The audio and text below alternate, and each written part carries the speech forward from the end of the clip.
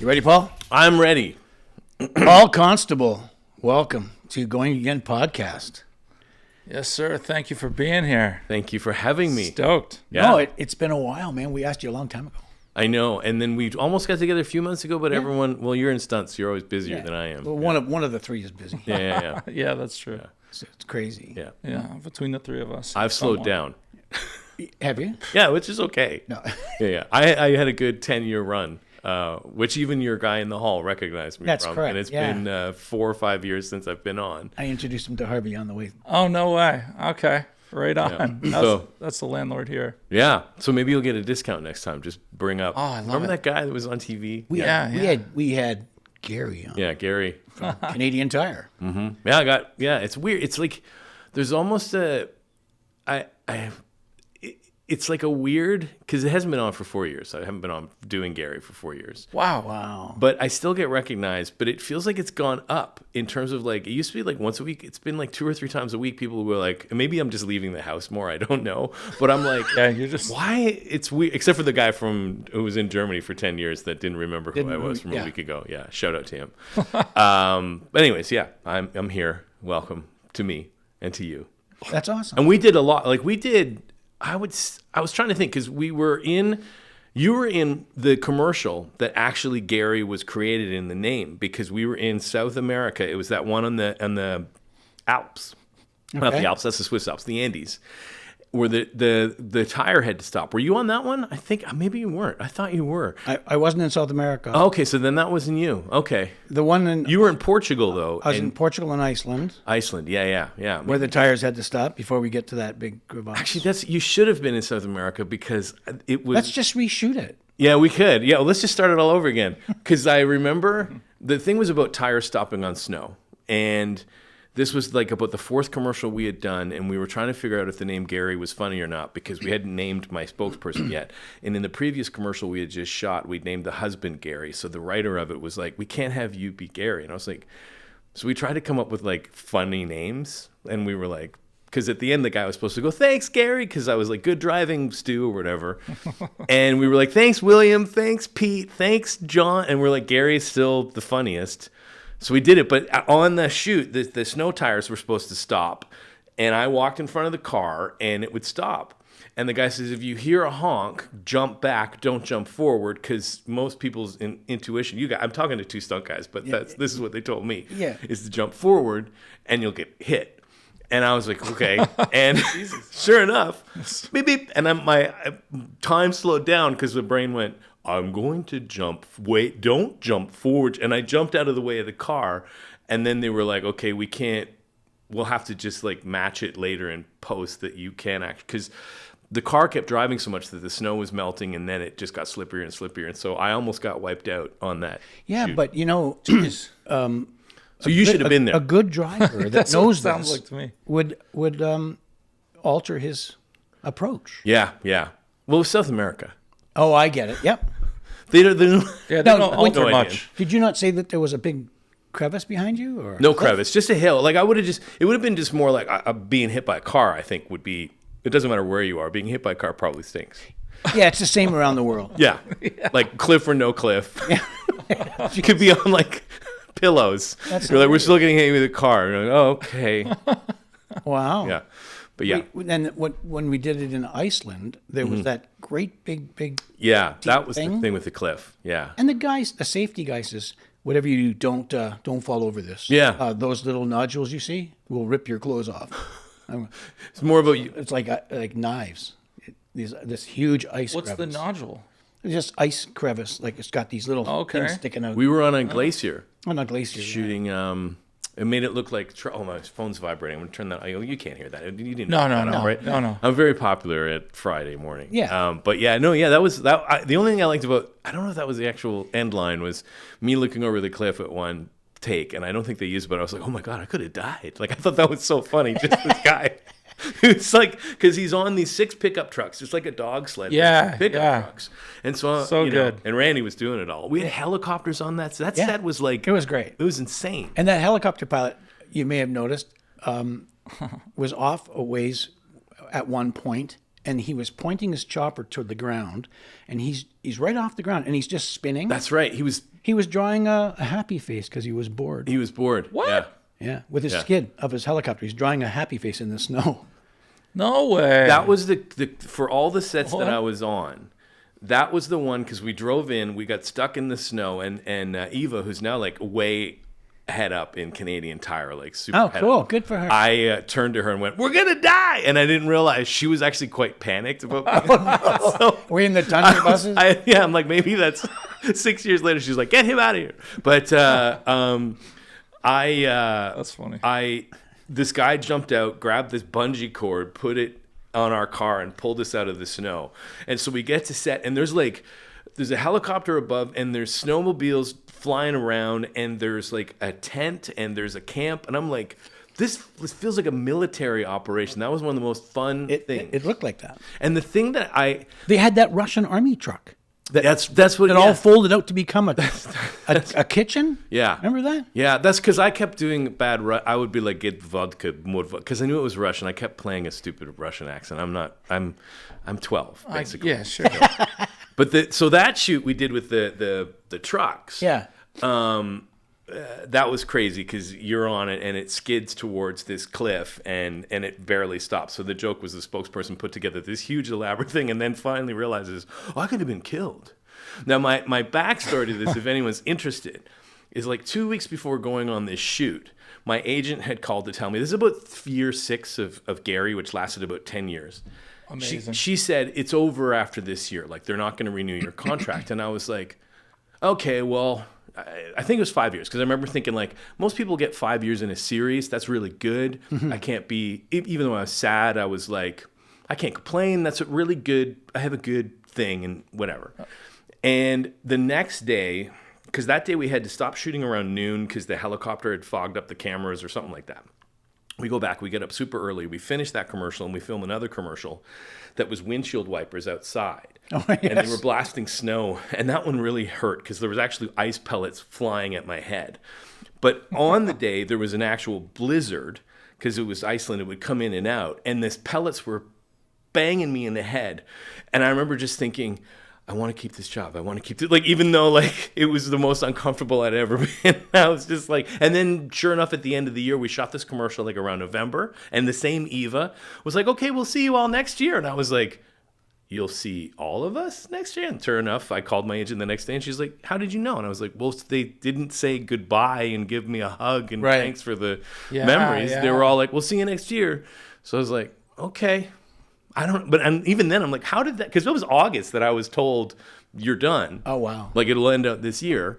And then I got another 5 years out of it. So, Jesus. No, so and then every year people will go, this is going to be the last year. And I was like, Sure. I've heard that 4 times. And so when it was the last year, I was like, I don't know what to believe anymore. the crying wolf. Yeah. And then there's still a part of me that thinks like, They're going to call you they right should back. call me. And I'm like, I even had a should. dream the other night that I was going to be like their Christmas guy, and I'm like, maybe it's a premonition. I don't know. What's interesting is that, with the advertising agencies opting out of shooting ACTRA. Yeah. Yeah. I just did last week my very first union ACTRA Canadian Tires. Yeah, they're back in. Yeah. They've been back in, I think, for a year and a half-ish, maybe, or something wow. like that. I think it's Publicis that took over the Canadian Tire account. Okay. And it was through some work of my fellow. I'm now a counselor on ACTRA. Mm-hmm.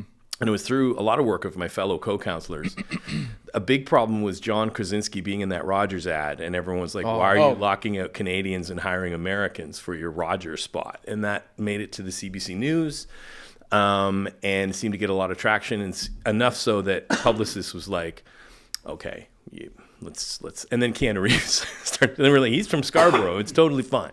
So, yeah. Anyways, no, What did Keanu Reeves do? he was in the next Rogers spot. Remember, But did they shoot ACTRA? Yeah, they did. Yeah. And then the rest did shoot ACTRA because they signed back on. They became signatory again. Right. So yeah, and that's why the Canadian Tire spots are now ACTRA affiliated. Well, shout out to Publicis. Still not as good without Gary though. Are there other brands that are doing the same sort of thing? That feel that they have to go back to the union, or is that? I think the one who I want to say Cassette, but I could be wrong on that. If you do fact checking at the end of the show, but I feel like it was part of it was government related when the news, if you could get out to people, I think it was either the provincial or the Canadian federal government, hey, do you realize that you're shooting commercials with non-union actors because your agency has locked out union actors? And do you really want the message that you're pro, union or pro, like, Yeah. Wow. like if you want to use the word scab, some people are like, don't use that word. And I'm like, yeah, but it's there for a reason. That's correct. And so they were like, oh, we should probably not do that. So I think that got them back in. In all the bargaining, Yeah. all the things that have been going on, that is the best thing I've heard yet. Oh, yeah, okay. That makes so much sense. Like, just why would you want to be someone who is anti-union? Yeah, right? or appear that way. Or right? appear that way. Yeah. Wow. Because you can, if we really want to kill 2 hours, and we do want to kill 2 hours, I guess, or something like that. But yeah, but no, We only have 4 hours. Okay, God, I'm gonna need that thing.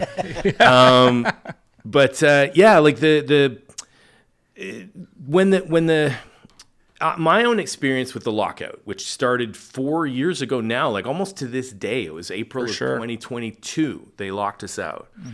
The year prior, I had been asked to be part of a bargaining group as an alternate. Like I wasn't on the team, but they bring in people as alternates. Can we define who they is? They locked us out? Well, the agencies, I would say. Just for those listening. Yeah. who don't It's a understand. group of agencies. Group of agencies under the IPA, I believe, right? Is that- Yeah, I think that's right. And there's a guy, and I don't want to like. The commercial.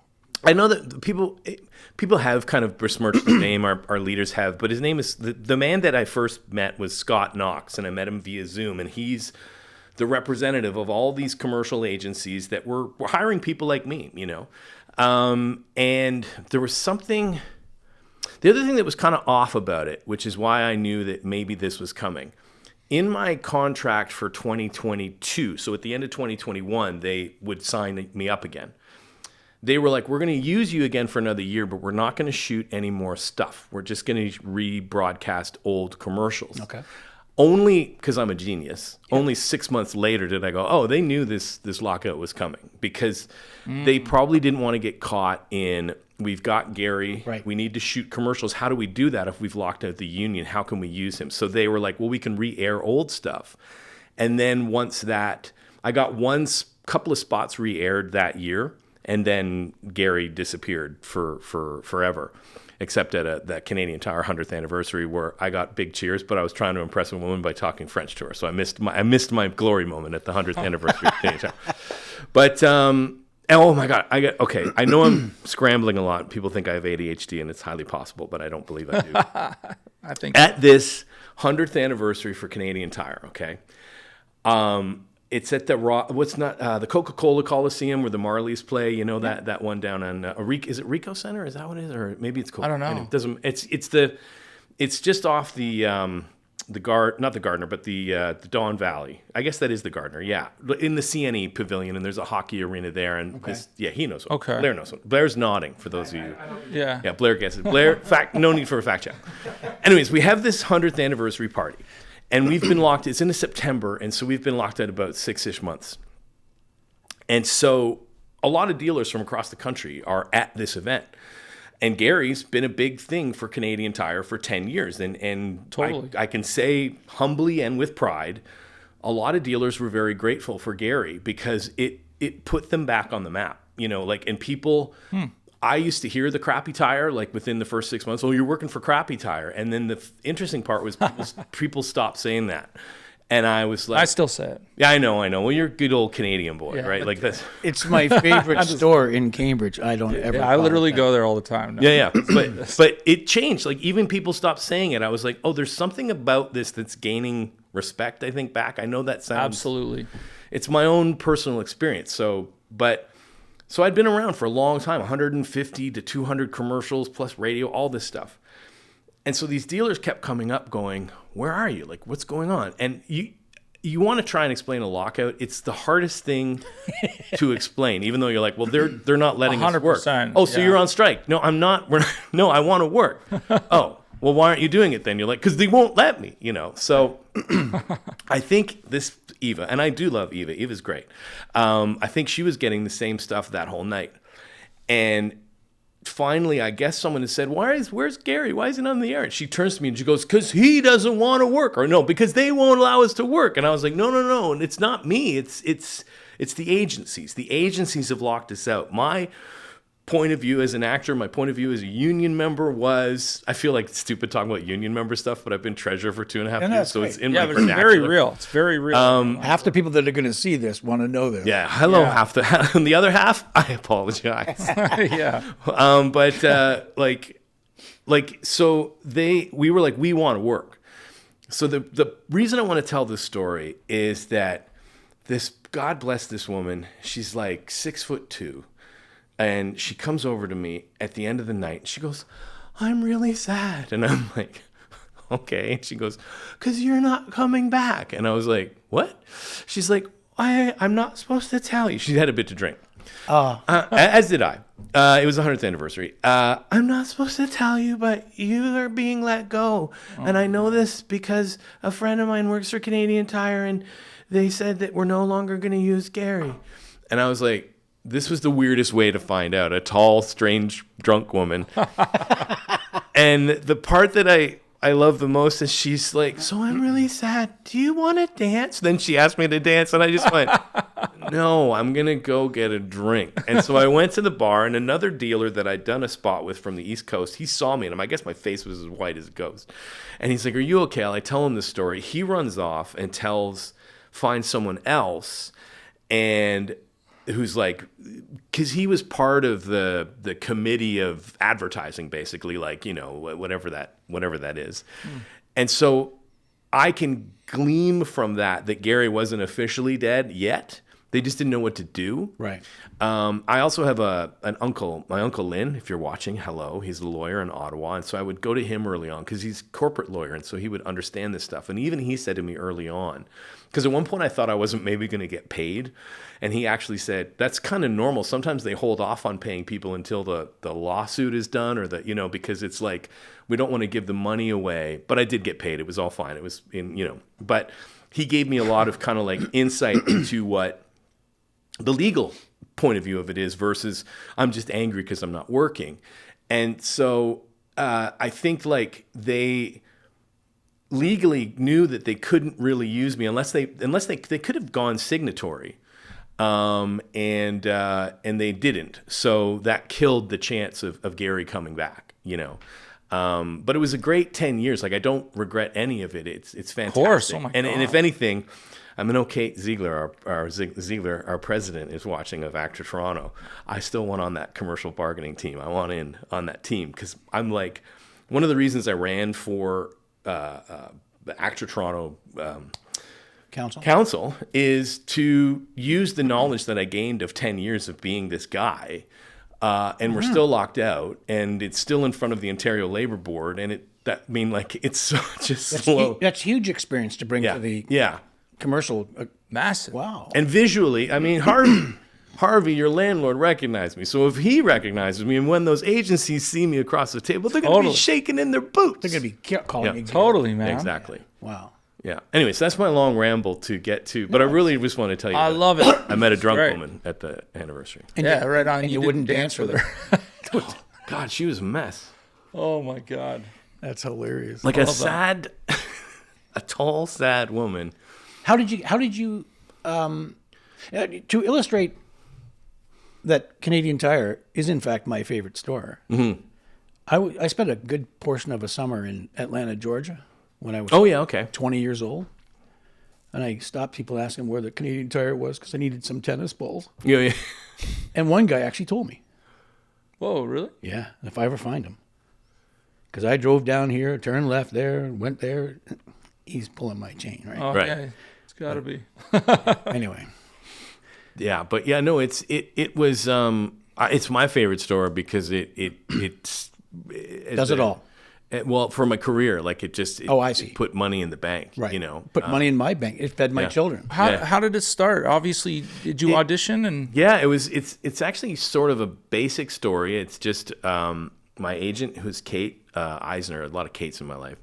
I was with Noble Kaplan Abrams, and Kate was my commercial agent, and I'd done a few commercials here and there. I'd usually get about 3 or 5 a year, and this came across. The thing I remember the most about this is I just booked my first U.S. national, which was like ka-ching, and then it went away. It was going to be 6 Tide spots. So like in my head, I was like, let's go to Vegas, whatever it was. I was about to have a kid. I was like, let's go. And then it went away, and I was so depressed. And so Kate called, and she's like, I got this commercial. I don't even know if I want to send you out, because if you're the spokesperson, you're then going to be locked into it, and it might hurt your chances. And I said, first I said, I kind of feel like I'm still depressed about this Tide thing. I'm like, it's like, you need to get out there and date again. I was like, I'm not ready to date. I was like, I can't do it. But I was like, so I said to her, what's the point of doing all these commercials if you don't go for the big one? Sure. True enough. And in my head, I thought it'll be like 2 years. I'll make some good coin. Did they know anything about the duration? No. Ahead? No? Okay. I was gonna even that. Okay, so I'll answer that question. Yeah. In the length of the Totally. So I go in, and I get told by the casting director Shasta, who's great. Shasta's great. She probably doesn't know this, but she she frustrated me that day because she just kept saying be yourself, and I was like, but what version of myself? Like confident. She was like, don't even try, just like be yourself. I got ADHD. Yeah, exactly. Yeah, like it's been not diagnosed, self-diagnosed ADHD. And so I left that audition frustrated. I was like, F this. F commercials. I need a break. Like, I don't know what the hell I'm doing anymore. I was just too in my head. I get it. I totally got it. And then Kate called and said, do you have a callback? And I went, oh, okay, I guess I can't say F this, Right. Not yet. So it was on I think it was a Tuesday. It doesn't matter. Fact check this, Blair. No, you. And I was driving under the same Gardner. It's near that Coliseum. Yeah, right on. And I visualized... I did an interview kind of like this with myself in the car, and I said, how did you know you had the part? And I said, well, it was a tough room because the guys looked tired, but then I made one guy laugh, and then that turned into 2, and then that turned into 3, and I knew when I left that I had the job. Nice. And that is exactly what happened in the room.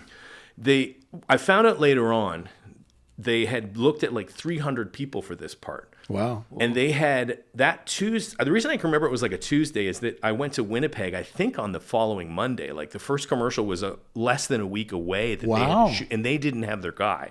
And also, I found out later on, Canadian Tire was going to drop, I think it was Taxi was the agency.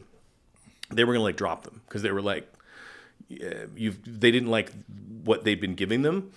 And they were like, if this doesn't work out, we need to move on. And so they're like, if this doesn't work out, we're in a lot of trouble. We're probably going to get fired. I don't know how agencies work. So I went in and the thing about this first commercial was with Jonathan Taves, the hockey player.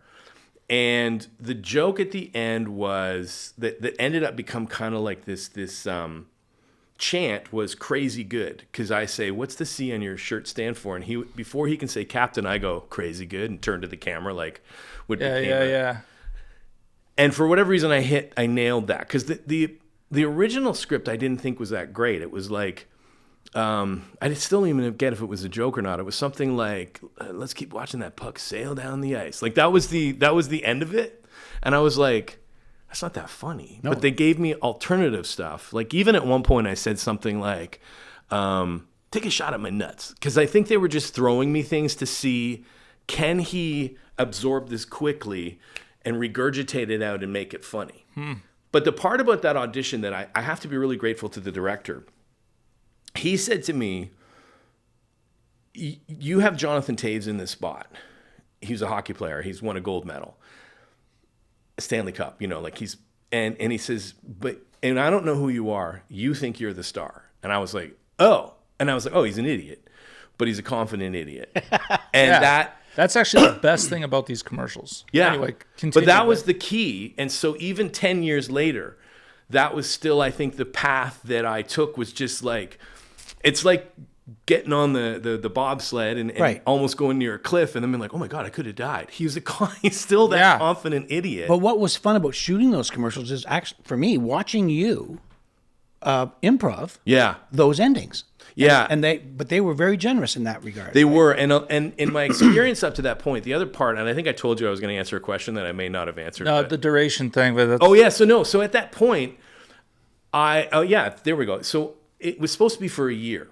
But even before shooting that spot, my agent, Kate, and I mean, God bless her, I know exactly what she was doing. She's like, I was like, so is there a contract? Are we going to get the year-long contract? And she's like, well, that's going to wait a little bit because they got to do some paperwork. And I was like, no, they're going to see, They want to see. Can I do it? Yeah. And then that night, the two guys who invented the character of Gary, Tom Collins, you probably remember them. Wow, I do. Crazy. We went out that night after and we had a celebratory couple of drinks. They had a lot to drink because they were like, we have, but they told me on the day of the first commercial that we shot in Winnipeg. And I want to tell you my other story that I love with this. I did a Rocky moment that morning. Like I looked in the mirror. Remember, like there is no tomorrow in Rocky 3. There is no tomorrow. He's looking in the mirror. Mine was like, I looked in the mirror and I went, everything you have ever learned in the last, I think it was 38 years has prepared you for this moment. So you're going to go in there today and you're going to use all that knowledge. Like I Rockied myself into like that commercial because I knew this is beautiful, man. If this doesn't work, like I'm not going to keep this job. And I knew I could do it.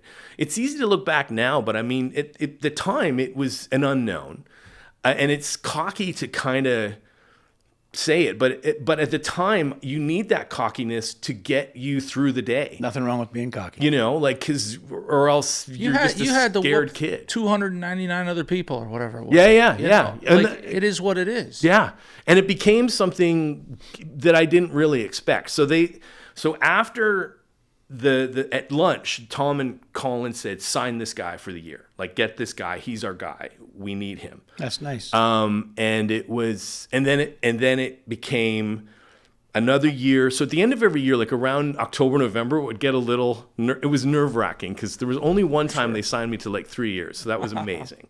That was like the greatest 3 years because you're just like, I have 3 years work at an amazing amount of money. Like this was great.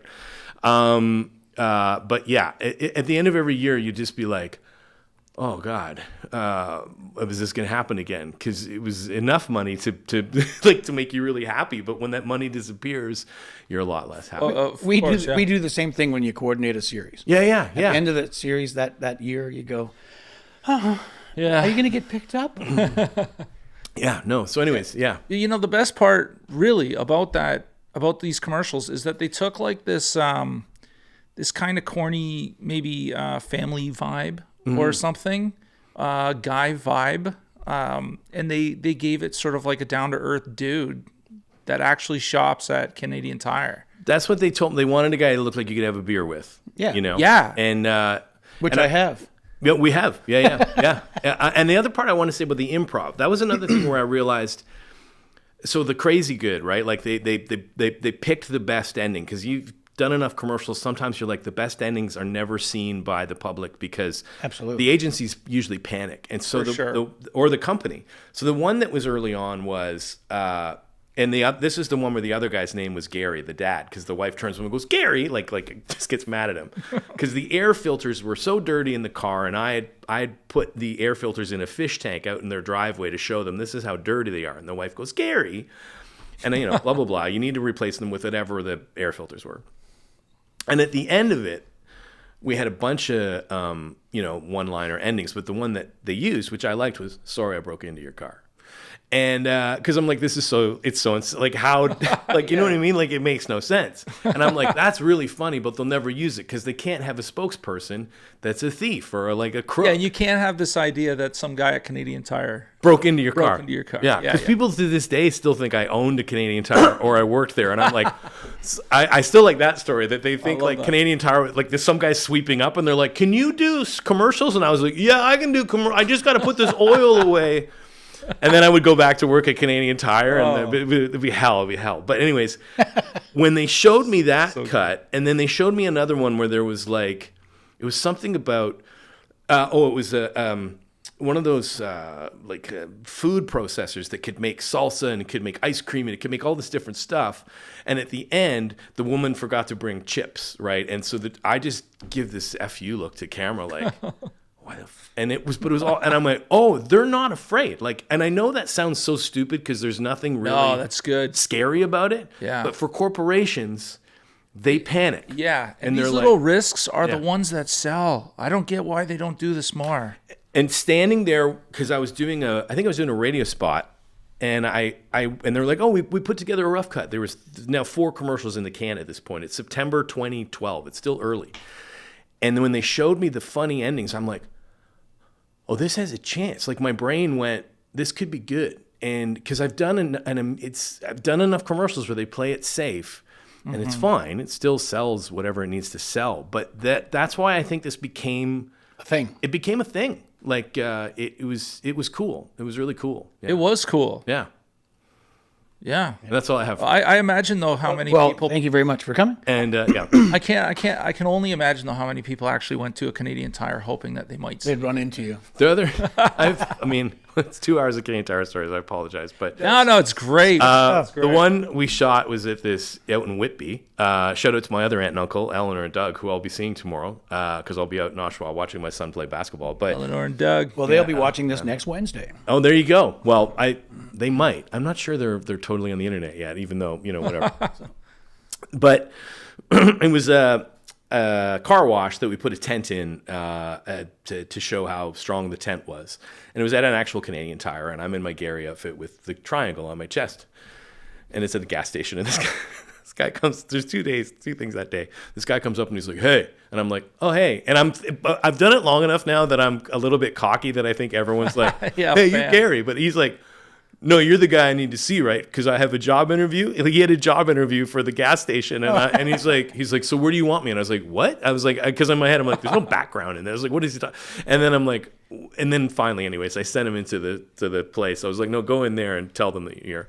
And then also, as you know, I need to go to the bathroom from time to time, as I did prior to the show. Yeah, sure. Shout out to your toilet. But I had to go to the bathroom. Had to go in the store. So I go in the store, and this guy comes up and he goes like, where are the paintbrushes? And I just, without a beat, go, aisle 12. I had no idea where they were. But I mean, Yeah. like, I just was like, I can either try and explain I'm a spokesperson shooting a commercial, or I can just lead this guy to the wrong spot. And I was 100%. like, aisle 12. Yeah. Because if he's like, how come you don't know? I look even stupider for some reason. That's an experienced response. But by the time he finds out that I've led him to the wrong place, I'm back to set.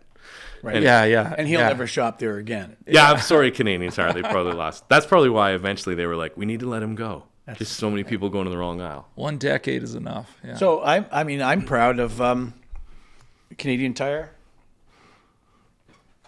ice truck. Oh yeah. You were on that one. Yeah, right? I drove it. You drove the truck. Yeah. Yeah, that For was those fun. watching, Randy has an ice truck toy. That was the one that I think probably helped prolong it for years, because everyone talked about the ice truck to a point that I didn't.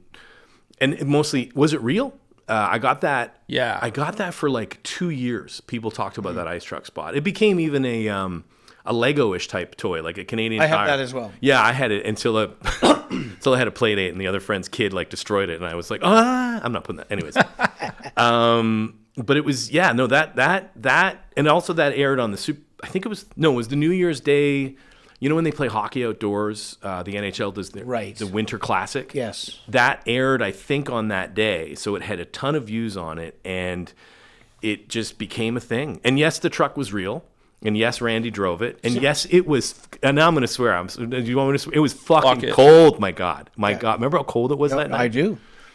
I do. Yeah, explain it. The truck, how 16,000 pounds of solid ice cut out with a CNC machine, put on I believe a GMC platform, and what is so heavy, there was no shocks. It just compressed the suspension.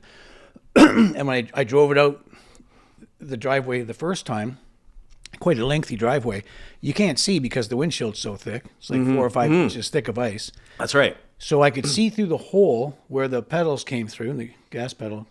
But I had a friend, special effects guy, at the end of the driveway on a radio going left, right, left.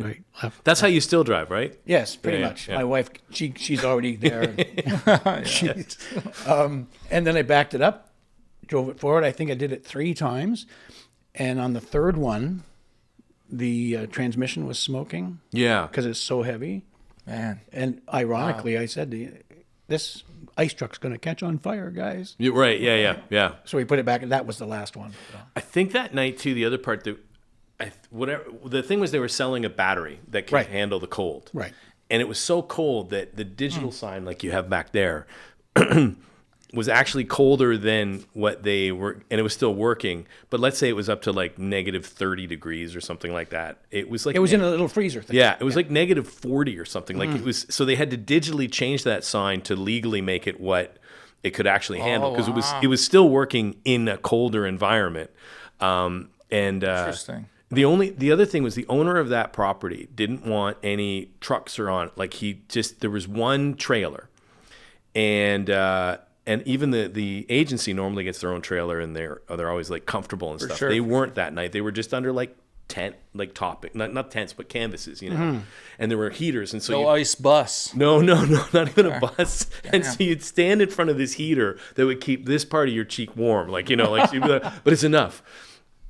And the other thing I remember about that spot was the kid in the spot was, because it was a night shoot, was just getting like ripped high on candy. Like he was just like, he got there like around 8 p.m. and just every candy in that, and I like candy, so I can't, judge, but it was just, he was eating it. And the dad was in this like leather jacket, but he was reading like Nietzsche or something like that. And he had this kind of look like, ask me what I'm reading. I dare you. And I was like, I don't want to get into this.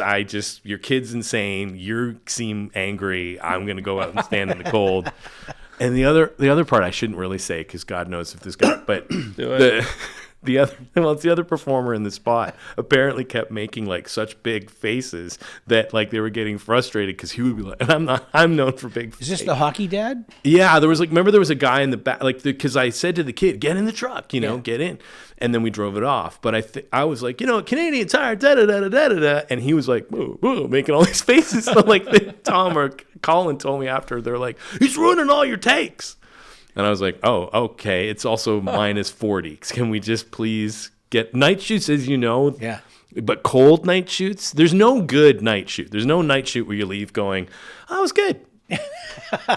Did they ever have any of those kinds of actors back to do anything with you? A couple of actors came back in. A friend of mine, Janet Porter, was in a couple. I love Janet. She was the mom in Gary, and then she came back. We did like a classroom thing where I talked about Canadian Tire MasterCard, and so a couple of times the same, because it ran for 10 years. So you'd see similar faces, but for the most part, it was newbies. The other thing that when we would shoot at Christmas, we would shoot sometimes like 13, 15-second spots. And it felt like I was on a TV set, because I'd be there for a week. That's so crazy, man. But at the end of the week, people would be like, well, what did you shoot? And I couldn't remember. Like, I couldn't remember the first day. I'd be like, I don't know. Like, because you have to memorize these silly products. Right. And then you get it out. And then you got to get the next one in. And so I was like, I don't know and so sometimes I'd see the commercial and I go, oh yeah, right. This is like, oh yeah. And even though, for 6 hours, that was your life, it's just gone. Yeah. Anyways. So every Christmas you would shoot 13, 15 second. For a while. Yeah. The marketing behind that, from what that was the part that I thought was weird, was I would get like inside information.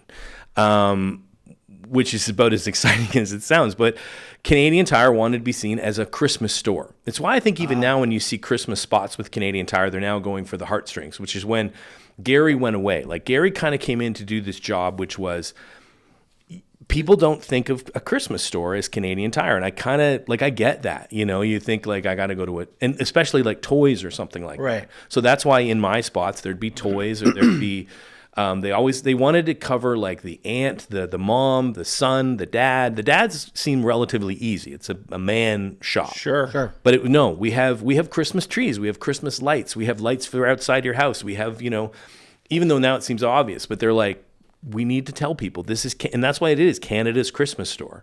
They just claimed it. They're just I think in your 10 years, the store has also grown insanely. It's got yeah. We got that new big one and all that stuff. Right?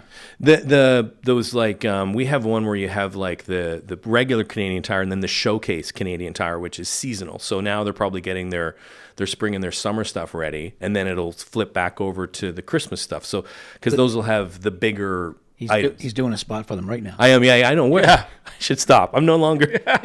I did all right. I'm just making up for, my interest. Yeah. I've never seen the one we did in Portugal where I'm driving the car through the.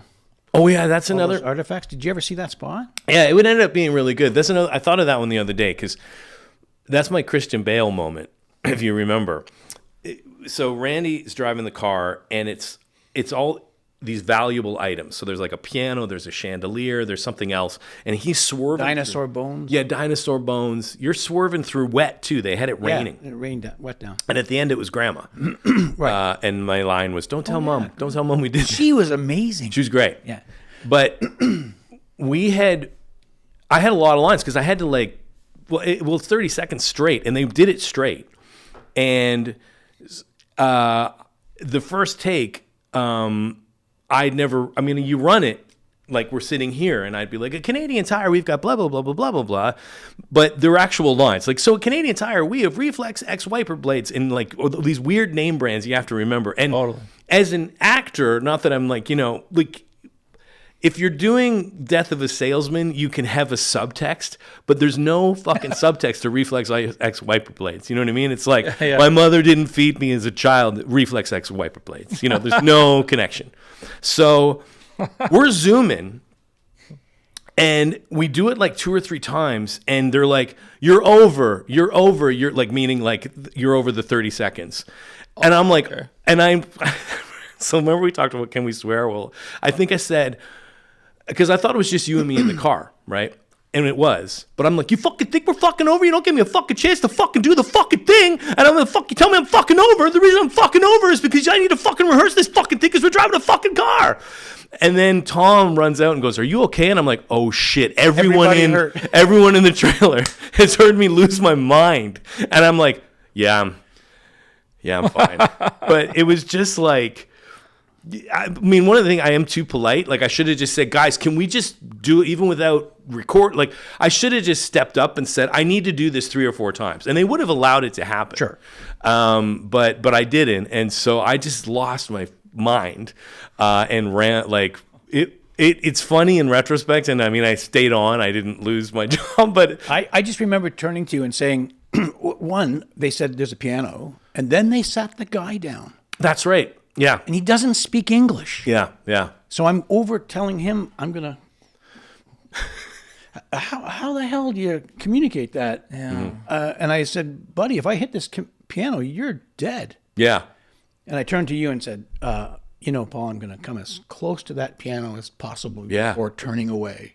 I just remember you moving the wheel faster than I've ever seen anyone move it. But of course, I'm looking you're here. Right. And I don't really look at you. That's the other thing. So the car is spinning, but they're also, and I'm not trying to say it's whatever. Acting is hard and it's easy at the same time.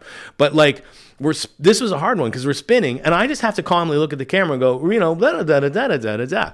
And you're going, it was crazy. Yeah, they had a hostess tray on the right side. Mm-hmm. So Paul's looking out the passenger window, talking to the camera. And I can't see shit out my right side. That's right. So when I'm going around something from the right side, it's not there. No, that was that. And we slid up to Grandma. That was fun. Yeah, and don't tell Mom about this. Yeah. That was the good blow line. Yeah, but that was that. But that was also like a port. Remember, it was at a. Yeah, it was on a dock. Yeah, on a dock. It felt like something from The Wire. Like it was pretty. It was crazy. Cool. All those great big cranes and stuff. Yeah. So when you guys were in Portugal, you were shooting more than like a few commercials. Yeah. Yeah, we did about 4 or 5. The other one I remember was the horse. Do you remember? It was like on a farm, and it was all about the animals in the kitchen to show how the mop worked. I don't remember. That day, because they said to me, "Can you ride a horse?" And I'd been on a horse like when you're a tourist and they take you through the trails and the horses go. Yeah. And so I was like, "Yeah, I can do that." And then, so they put me on. I still have a picture. It pops up every now and then. They put me on this horse. I was like, "Take a picture so I can send it to my son." And they're like, "Yeah, this horse isn't really trained that well. It could be a little wild." And I remember saying, Christopher Reeve knew what he was doing and was paralyzed on a horse. I will not be riding this effing horse. I'm not going to swear anymore. I'll be a good boy. Yeah. Fuck it. And Tom came over and he's like, what the hell? You said you could ride a horse. And then I told them that story because they wanted me to ride the horse through goats. Like there was goats in the field and the director wanted me to ride off in the distance. And I'm like, I'm not, no, if you want me to just sit on a horse and you have the camera here and then you fake it later, that's totally fine. That's what I thought we were going to do. Or even if it was just a simple, and they told me, this horse is, but they were literally like, this is a wild horse. And I was like, no, I'm not doing this. In the end, they did put a Portuguese farmer who looked nothing. He was like 80 pounds lighter and now I have the gray hair, but back then I didn't. And I was like, I don't think they're going to do this. And he said, because he spoke a little bit of English, he said, oh yeah, at one point, very scary. And I was like, very scary for you? Through the goats? I would have been dead. You'd be like, this would just be an ode to the Canadian Tire guy with the new guy who replaced me because it was so successful. They would have been like, so that guy Gary died, right? So you're Larry, the Canadian Tire guy. Because it was so successful. They'd be like, he'd want us to do more. My favorite was out on the beach, on the cliffs. Yeah. That was gorgeous. Where we pushed the van off the cliff. Yeah. And I tell people this story because Randy gave this speech, never turn your back on a cliff. Right. And 8 seconds later, I turned my back on a cliff and started walking backwards. Yeah, never walk backwards. Yeah, and your voice was like, never walk. And it was like Obi-Wan Kenobi, I was like, oh, right. And I turned around and I'm like 3 feet from death. Oh, my God. So it was good advice. Yeah. And I think of it every time I go near a cliff now. I'm glad. Which is nice. Once every few years. Yeah, but it was just beautiful. The ocean was so inviting. I can only imagine. It's where they have the World Surfing Championships. The waves are incredible. Man, I can imagine. Just so beautiful. The only weird off-topic thing, I think that was the day David Bowie died.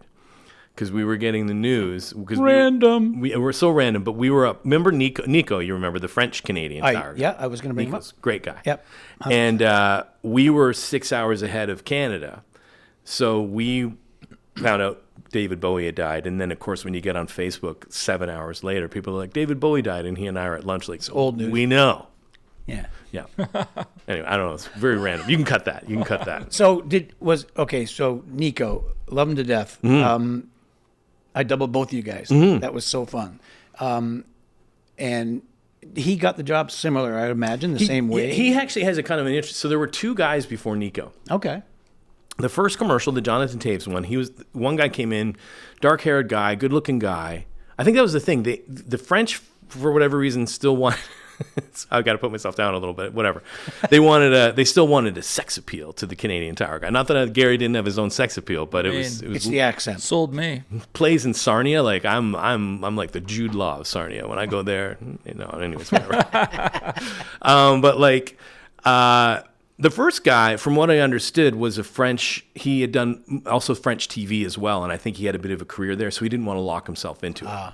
Then they brought this guy named Pierre, who I liked. We played cards. We did a few down in South America where you weren't the famous Gary-ish spot. Whoops. Well, infamous.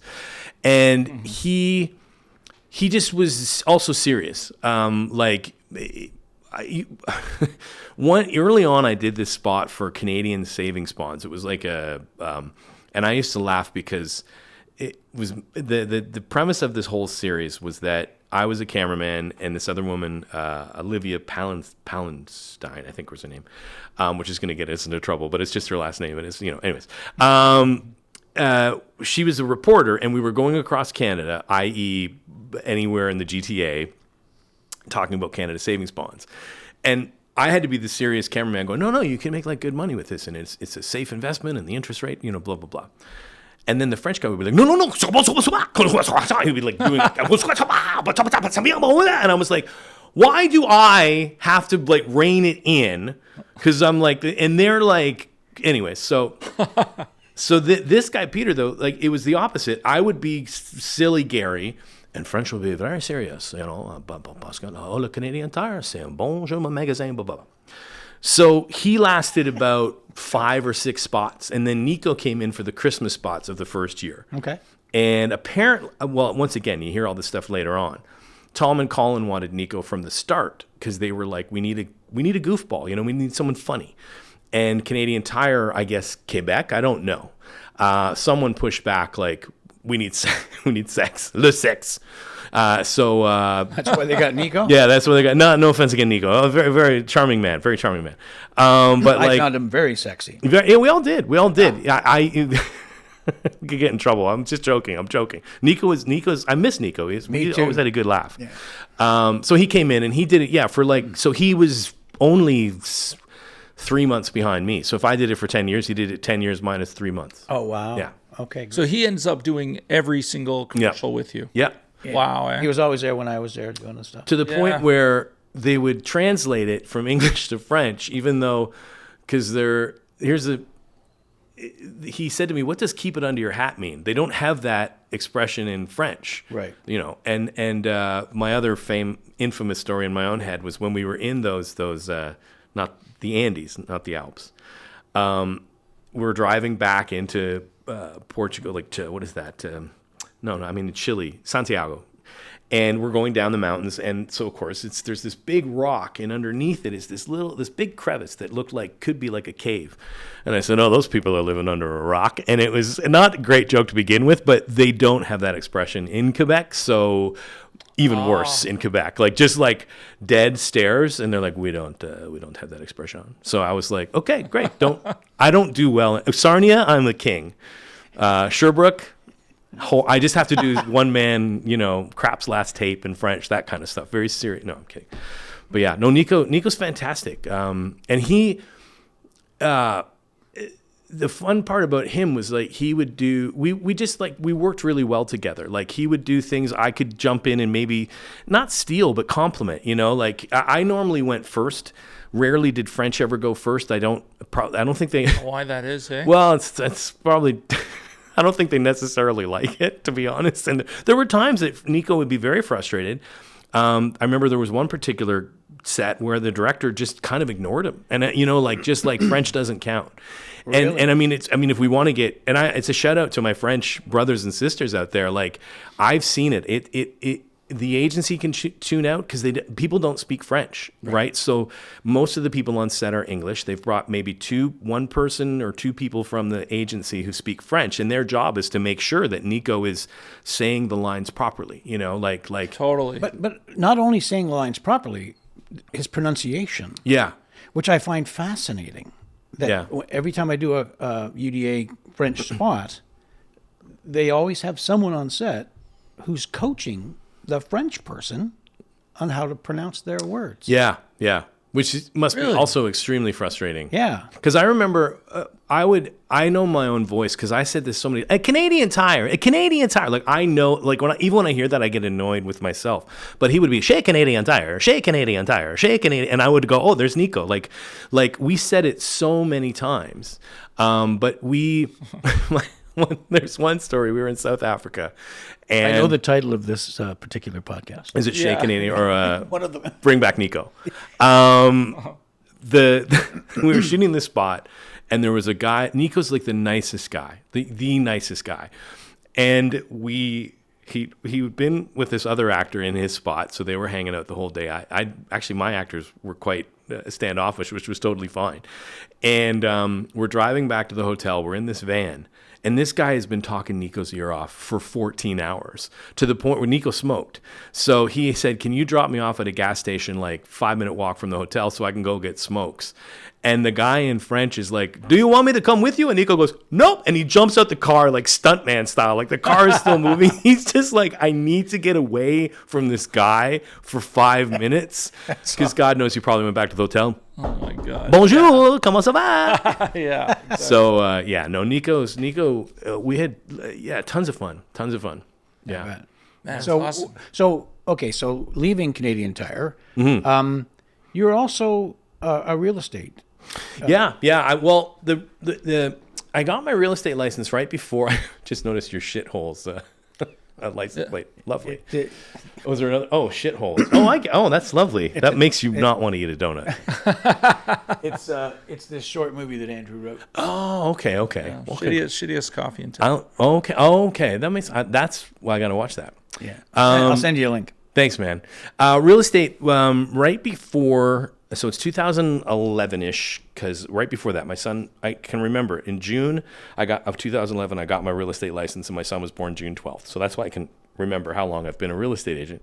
As an actor, it felt like get out of school, struggle, got into Second City, got some commercials, got it even on a TV series, She's the Mayor. Anyone? All 5 of you? Even people in the show were like, I forgot about that. So it felt like things were going, and then it kind of peaked, and it felt like the hill was going down, right? Just in terms of finances. Sure.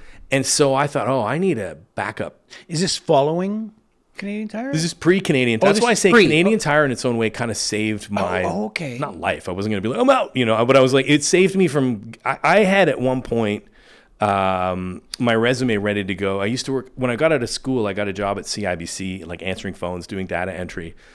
And I kind of thought, well, geez, I'm about to have a kid. I got my resume ready to go to like TD or something like that. We had my ex, the mother of my child, had a friend at TD, and I thought maybe I'd just go into her and be like, can I get a job? And but I also had enough actors have their real estate licenses. So I got my real estate license, and I get about 2 clients a year, which is really interesting, come hell or high water. So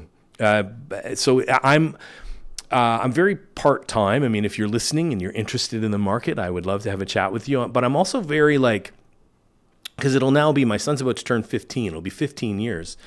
I'm more of a hands-off, I'm in the sense that I don't have a client list. I'm not going to send you emails every month or 2 weeks. There's nothing wrong with that, but that's part of the whole thing is the marketing of it, and they need to stay in your brain so that if you think real estate, whoever, either of you are like, oh, Paul's a real estate agent, you want them to be at the top of your list. Sure. I probably won't be because I'm not doing that work because I got the Canadian Tire job, which offset, the money that I wouldn't have made that money in real estate. Totally. Yeah. Could you do something like Gary's Homes? I think I could, but I get sued. Although it would be interesting if it makes the papers, it's still good, right? Yeah, if it makes more money than what, the suing. And I'll be like, you think you love Canadian Tire, man? No, I don't want to poop on Canadian Tire. Like they were amazing, and they still are, So. But the real estate thing really, it kind of is. A lot of actors, I guess. Yeah. Are doing that kind of thing because it's some stunt guys do it as well. Yeah, offset everything that you're doing. Yeah, I know the Carver twins were actors. They were like in a sketch troupe with Samantha Bee, who went on to like the Daily Show and had her own show. And but they're successful real estate agents. This other woman, whose name it's funny because she came after me. I should remember her name, but she's killing it in real estate. She's a primarily voiceover. So she loved it because she could do both with almost full time. Yeah, both of them full time. Yeah, so, but she's also doing the thing that I don't do, which is the marketing, really marketing, and the client lists and all that stuff. Mm-hmm. I'm just like, just call me. I remember one time, like the phone rang. I was working, and my buddy we were writing something, and the phone rang, and I was like, I got a real estate client. He goes, aren't you supposed to be excited about that? I went, oh yeah, I got a real estate client. That's great. And I am. But like sometimes you're just like, oh. It's like, but even acting, sometimes you get a part and you're like, oh, believe me. Oh, I got a 3-line part in Ottawa. I mean, that's great. Please hire me, Ottawa. I got to work Saturday. Yeah. What is the old joke? How do you make an actor complain? Give them a job. Yeah. It's great. It's almost as good as living under a rock. Well, speaking of jobs, what brought you to Second City, and how'd that work out? Second City was kind of like a weird miracle experience, and then I'm going to look at you. I mean, I always I'll ramble, but I'll get to a point. Andrew did all Second City, and he did the writing. When I was young, but yeah. In my late teens. And who was your teacher? Do you remember your teachers? I had Peter Oldring. I love Peter. Yeah, he was awesome. That's my Peter Oldring impression. It's been a while, but maybe the funniest guy I've ever. I still remember him backstage. We did a hockey show because the NHL All-Star game was in town.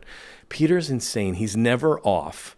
And just him going, taking care of beeswax. He was by himself backstage singing that for me, basically, even though, anyways, no. And so Second City, years ago, my family, my brother, my dad, and I, my mom, we've gone out east and we're in a hotel and SCTV's on TV. And it's the first time I've ever seen it. And it's Dr. Tongue doing the 3D. How old were you? I think I was 10. Oh, wow. Okay. And I laughed so hard at that. I thought it was the funniest thing I've ever seen. And to the point where, like, because my mom and dad are in the one bed and my brother... This is John Candy. John Candy and Eugene Levy and Yeah, Dr. but who Tong. Who's doing the thing. yeah. To the point where we kept going, doo, doo, doo, and my dad was like, go to sleep. You know, like, we just kept giggling and making the noise because that noise just was like magic. So then around 16, because I grew up in Burlington, they were like, do you want to go to the Second City? Because it was in Toronto. And I don't think, maybe I'd made the connection before that. I probably had, but I went to see Second City. And when I realized, oh, this is just down the street from where I grew up, I need to get into Second City. Mm-hmm. And even getting out of, it's funny, like, I got out of university in 95 and I got into Second City in the year 2000, which in your head, you're like, oh my God, but no, 5 years is a really long time when you, like, imagine you want something now and I'm like, I'm going to give it to you in 2031. You'll be like, what? Like, but you're going to get it. You're still going to get it. And so yeah, the first thing I got into was, this hockey all-star game show, but that was a 5-year journey of like taking classes and going to theater sports, and I was in a sketch troupe and just all it's one of those things too though, because like we did a Second City show in Detroit where I was the Jude Law. I'm not gonna lie, it was a good time. No, oh my God, that's terrible. But it was a lot of, it was crazy, but we were there, and Aurora Brown, who's like on Baroness von Sketch, like she's very, very funny. Yeah. We're doing this show down in Detroit, and one night we went. I probably shouldn't tell the story, but they had students there, and they were doing an improv show, and they were really bad. These improvising students were really bad, and Aurora and I looked at each other, and like, we got good at something that it doesn't really help us. You know what I mean? Like it did in the end, like, you know, talking about the commercials, but it's not like, I'm not doing open heart surgery. I'm not like defending an innocent person. You know what I mean? Like right. It's this, but I mean, the other argument is sometimes you make people laugh. Yeah, you're making those people laugh. Yeah. It's good. But yeah, so the Second City was also very good to me in the sense that one night, and I do like to tell this story. The Second City, the SCTV the cast was coming back together for a charity show. So it was Eugene Levy, Catherine O'Hara, Martin Short, Joe Flaherty, and Andrea Martin. Yeah. So Dave Thomas was the only one, and Rick Moranis didn't come to do the show, but they were doing old sketches, and Colin Mockery was going to be there as a guest. And this is pre-Gary, so this is about 2007-ish. And the first night sold out so quickly, they're like, let's do a second charity night. And Colin Mockery couldn't do the second night. And the producer said, will you do it? And I was like, yes. And he's like, I can't pay you. And I was like, I don't care. Although now I'll pay you. Now I'm going to go back and do it. Yeah. What the hell? And so I got to perform with all my idols. And so the first day we're rehearsing at the Second City Training Center, and I go in, and it's the one thing I always remember is Eugene Levy and Catherine O'Hara. He was doing Bobby Bittman, and she was doing Lola Heatherton, and Joe Flaherty was doing Sammy Maudlin, their talk show. And Martin Short hadn't arrived yet, and they're sitting in these chairs, just these basic chairs, because it's just the training center. There's no set or anything. And Eugene Levy goes, where's Marty going to sit? Because he's going to do Jackie Rogers Jr., which is so crazy. And they're like, he's going to sit in that chair. And Eugene goes, oh. And he just gets up and moves to another chair, even though Marty's not there. Like, I'm just like, that's so weird and funny. So he's doing Bobby Bittman. She's doing Lola Heatherton. And then Martin Short comes in, and he's like Peter Oldring, I give him total props because it's the same energy. When he's on, he's never off. And so that night, you could tell that the rest of the cast had a love-hate relationship with him because he makes them laugh, but he's also extremely exhausting. I can imagine. So he's doing this scene where they rehearse it, and he lights matches, and he keeps waving them behind his ass. Yeah, I've seen that. And Catherine O'Hara goes, I don't think we did it that way back in the day, because they worked in like the 70s, right? Here in Toronto. We're not in Toronto, but close enough. Yeah, sure. And as he's explaining like this story, he keeps lighting matches and waving them behind, even though they're not in the scene. And there's no audience. There's no one there except the people that are in the show and the stage manager and the musical accompanist. And he goes, well, the thing is, Catherine, I know the story about Hollywood. And he keeps lighting matches and and I am crying. I'm laughing. Because she just kind of turns around and walks away from him. Like, I've heard this shit so much. But I'm like, that's amazing. Like, that's amazing. So, but then they would keep talking about life and they wouldn't rehearse the scenes. And I was there to rehearse scenes, and there was a part of me that's like, we should probably rehearse these scenes, but I'm nobody, so I can't say anything. So the next day is the day of the show. It's a Monday, and a couple other Second City cast members come in, because just in case they needed like a waiter in a scene, or, you know, they didn't know what they were going to do. And they were like me the night before. They're like, "Oh my God, it's Martin Short, it's Catherine Harrison." And I said, "Yeah, give it an hour. You're gonna be mad at them because they don't rehearse." And it was Lauren Ash, who went on to like Superstore and a bunch of great things. She comes back an hour later. She's like, "You weren't kidding. They're not doing a damn." And I was like, "I know. It's really weird. Like I love them and I'm frustrated by them at the same time." Wow. So that night, the house at Second City is packed. Colin Mockery and I are standing against the wall to watch the first scene, and lights come up and Catherine O'Hara is on the stage. Wow, crowd goes insane. Andrea Martin walks in her Edith Prickly outfit. Crowd goes insane. Martin Short comes in as Ed Grimley. Crowd goes insane. And Colin Mockery looks at me and goes, "I can't. These guys are like the Beatles of comedy. I can't go up there." And I go, "You can't go up there. You're Colin Mockery. No one knows who I am." And he looks at me and goes, "Yeah, you're fucked." And he walks away. And I was like, but it was fine in the end, because the other story I have for that is like, so the night I go on is the Tuesday night, and I have two very small parts. Like, one literally is a waiter, like that's just like, you know, would you like some more shrimp? Like, it was, but I didn't care. It was, I'm there. And the other part I had a kind of a bigger part in. So the joke of the scene, which in all honesty I don't think it's that great of a joke, but this was the joke of the scene, was it's a funeral for a guy who got his head stuck in a can, which is actually kind of funny. So everyone at the funeral during the eulogy is laughing, but the person giving the eulogy is unaware of it, because they're describing us like little Billy, or whatever it was. I don't think it was Billy. I think it was a grown up, but it wasn't that dark. But like, gets his head stuck in a can. So the joke is we're giggling. So I go up to Joe Flaherty, because I went to the stage manager who was like, "Go talk to Joe Flaherty." And I said, "Can I play my part like a dude?" He goes, "What do you mean?" I'm like, "Well, I just want to be like, dude, I heard about Billy, man. That's terrible." And like, Keanu Reeves or something.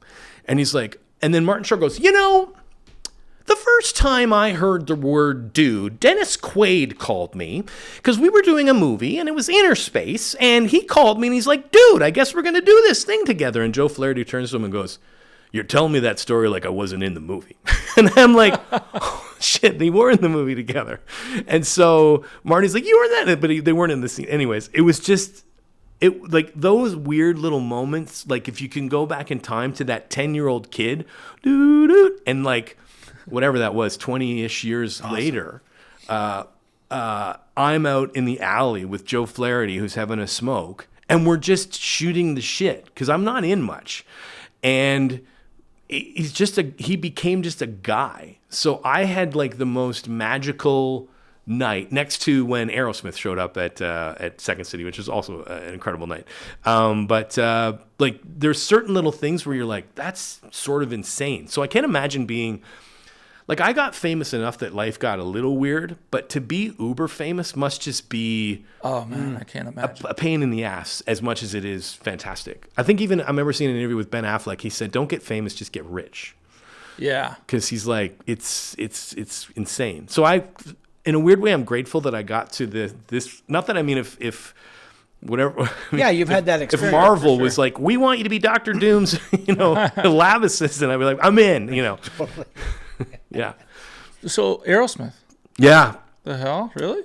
Rehearsing a Second City show, and in the show, I had this guitar. I came out at the start of the show with a guitar and like did a monologue to the audience, and so we were rehearsing it, and I look up and I see this guy in the back row talking to our stage manager. He's in a jean jacket and jeans, the Canadian tuxedo, as they call it.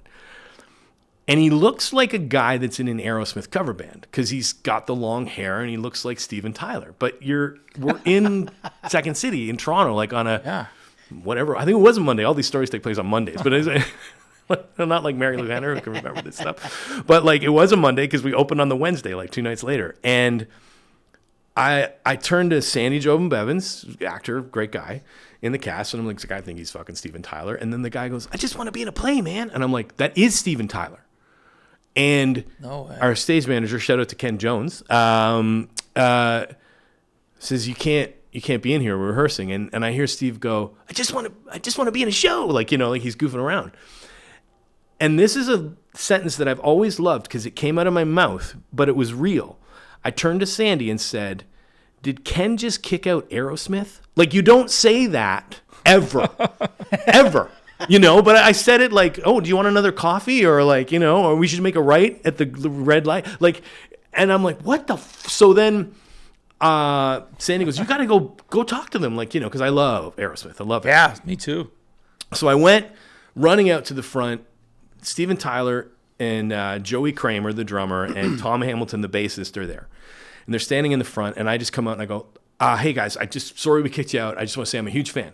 And Steve Tyler goes, well, we're coming to see your show tonight, man. And I was like, what? So, and I remember, I think I shook Joey Kramer's hand 17 times. I mean, it was like 5, but to the point where he was just like, held his hand. He was just like, I'm a drummer, stop it. This is my life.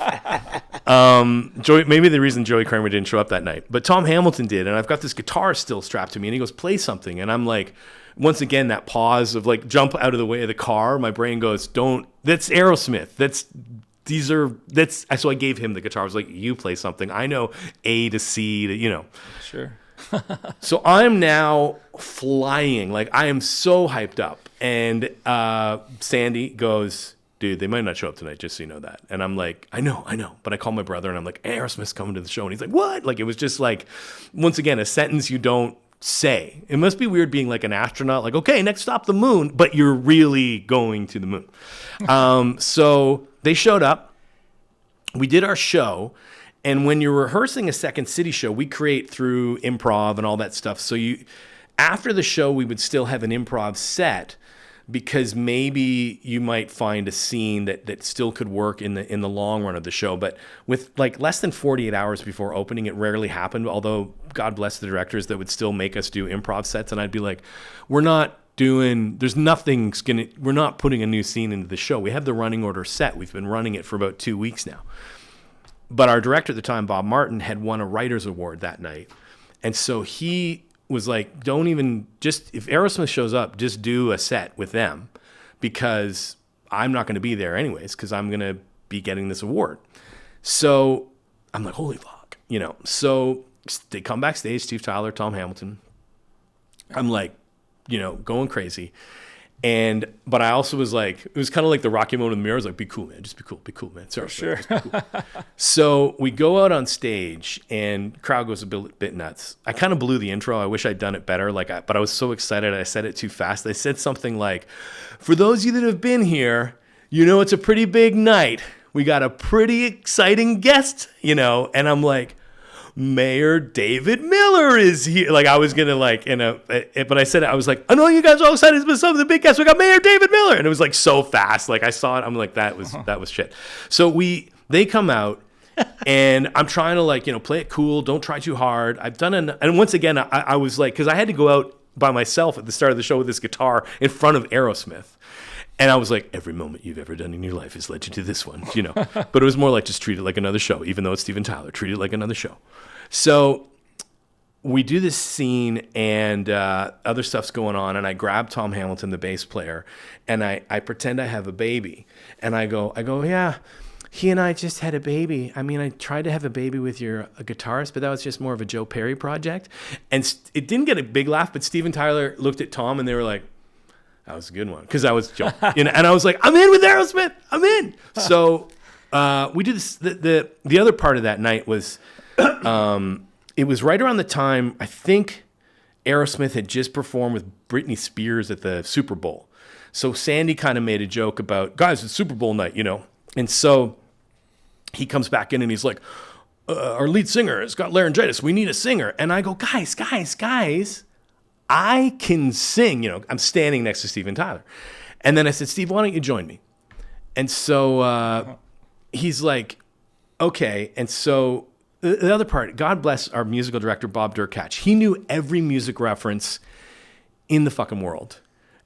Bob's sense of humor was, if he and I earlier that day were talking about Chuck Berry, and then, but the reference was John Lennon, he would play the Chuck Berry song that John Lennon covered. Oh, wow. And look at me, and it would be like, we would do like tic-tac-toe, or I don't know, like connect the dots of, and sometimes they were like 5 references away. Like a week prior, we'd been talking about whatever, Butter, and then Butter led to Marlon Brando, and then Marlon Brando leads to this, and then, and then he's playing Chuck Berry, and I'm like, you're doing the Butter reference right now, and he's like, yep, I'm doing the, I wonder how many people are going to get that reference. Only me and him. But he didn't know Aerosmith. No, I just got that reference with the Butter. Oh, the Butter, yeah. Don't Google it, or Google it, but not in front of your mother. He doesn't know Aerosmith songs, none of them. So, oh my God, we're singing Britney's "Got the Runs" instead of Janie's "Got a Gun." Okay. Because I think that was the reason. I think Britney was the singer, and that's why she couldn't go on. And I think even Steven Tyler might have said she's got diarrhea or whatever. So. I got my arm around Steven Tyler, and Bob's playing like instead of like boom, boom, boom, boom, I'm trying to sing that with Steven, but Bob's playing like burp, burp, burp, burp, and I'm like fuck. So I'm going in my head. I'm going, okay, I got to come up with some good lines. Britney's got the runs, and then I'm like, I'm about to fucking sing with Steven fucking Tyler. This is insane. And so I just remember it was something like. He said something like, something is going down. And I went, her panties are turning brown. And we're singing this in harmony together. And I'm like, this is insane. And so have you got this on video? It's somewhere on a videotape, like probably in a drawer somewhere that I should get out and blow dust on it. But, and then after the show, it hung out with Steve Tyler for like 2 hours. And... Wow. And he, once again, you realize everyone's just people. And my silly story to this, like my kind of humble story, is at the time I said, if I ever got big enough that people were interested in wanting to talk to me, I would be as nice as they were. Because he just was like, yeah, whatever, man. Like I asked him about a story from like the Aerosmith biography, and he's like, oh yeah. And it was weird to see him remember something that I had read about him. And he's like, oh yeah. And then you could see him remembering it and then embellishing the story, telling me, what wasn't in the book, that kind of thing. Like it was surreal. And there were times as Gary, I'm going to bring him back till I'm back on the air. But like people would come up and they'd be like, can I get a photo with you? Can I, and as you know, there's weird people in the world. But sometimes you're just like, remember how humble they were. Cause they said to me, without you, we can't do what we do. Without the fans. I'm glad they think that, man. Yeah. They also we all know they crashed and burned and almost lost everything. And so I think from that moment on, they're just grateful that they got back into the game, A lot of the time... That's my answer to your Second City question. Yeah. Did you ever answer the duration question? 10 years. I thought it was for 1 year. Turned out to be 10. I find that a lot of the superstars, to kind of that extent, are the ones that are pretty humble and kind, So it kind of doesn't surprise me. I don't know. I'm trying to think of my the one time that I kind of had my first ever taste of fame, which was really weird. It was during that hockey show at Second City. So I wasn't even in the touring company yet. So the touring company used to go up on Sunday nights, and the regular cast would go Monday to Saturday. And so I had met Daryl Sittler because he had come by to do the hockey show with us. And then because I was an understudy, I went to look at the main stage show, because that's how you'd go and you'd learn, you'd watch the show to learn, I got to fill in for this guy later next week. I'm going to watch what he does. And they had invited Daryl Sittler that night to the show. And I saw him, and he sees me and waves me over. And he's like, hey, Paul. And so he says hi to me. Shout out to Coke. I am available. I would sponsor your brand in a second. The FIFA World Cup. I think you need it. Anyways. But, so Daryl Sittler says hi to me in this audience. Yeah, okay.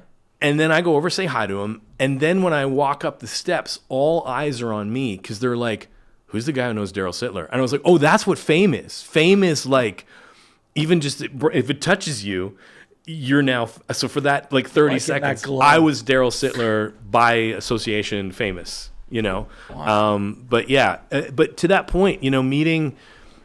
You know who was Tiger Williams, hockey player. Remember Tiger, rough and tumble hockey player. I probably shouldn't tell the story. I know that's funny, but We'll keep it between us. he took the stinkiest shit that any of us had ever. Like I was like, anyway, maybe I should. That's all I wanted to say. He also broke another a great story. cast member's glasses. He wasn't the greatest guest, but even meeting those hockey players like Marcel Dion. And my job in the show was to be a sports reporter, and so I would interview actual hockey players as they came out, like you're doing right now. And I remember at one point saying, like, you never won a Stanley Cup, but like, do you regret anything or whatever? And you could tell that the question like stung him. And I'm this like 27-ish-year-old kid, and I was like, geez, but he was cool. He handled it well, and I made a joke about because I think they used to wear purple skates or something when the Kings first started. I don't know if but they wore like weird colored skates, and I was like, do you think it was the skates? Got a laugh out of it, settled them down. But hilarious. But to your point, yeah, most celebrities for the most part, the ones that are the weird ones are the ones that aren't as famous that are still chasing it. Yes. Absolutely. Yes. We've talked about this before. They say that in Hollywood there's 3 classes, A, B, and C. Mm-hmm. A actors are awesome. Yeah. C actors are awesome because they know they'll never be A's. Yeah.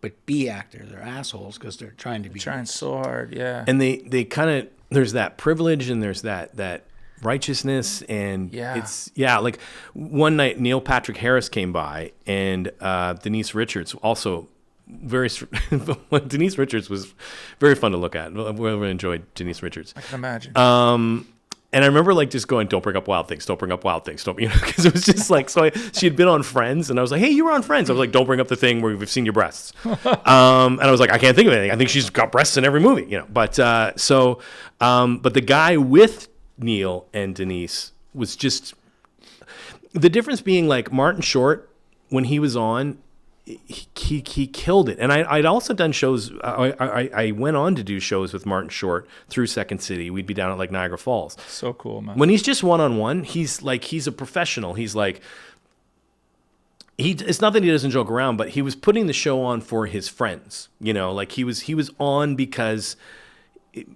I think he knew that it was a love-hate annoyance of fun. And Peter Olding's kind of the same way, where like even like there were times my buddy Sandy would go, Peter, that's enough. Like, stop it. Stop that joke. And Peter's like, why not? I want to keep doing it. So Martin Short, same way. But these B-level ones, they haven't hit that. So they're echoing behavior that they think will help them, and it doesn't help. Yeah. So. Yeah. Yeah, that's been my experience, just being in TV and stuff. Mine was, I would always say, because especially when the commercial negotiations like started and the breakdown started, I used to try and say to people, I was the top of the commercial chart, I thought. 100%. And I still would be like, this is your mark. That's I was like, if you don't think you get any respect, it don't exist. Because I can't get it. And I'm not trying to toot my horn and be an A level, but I was A level, absolutely. The difference was they were still, you're just a commercial performer.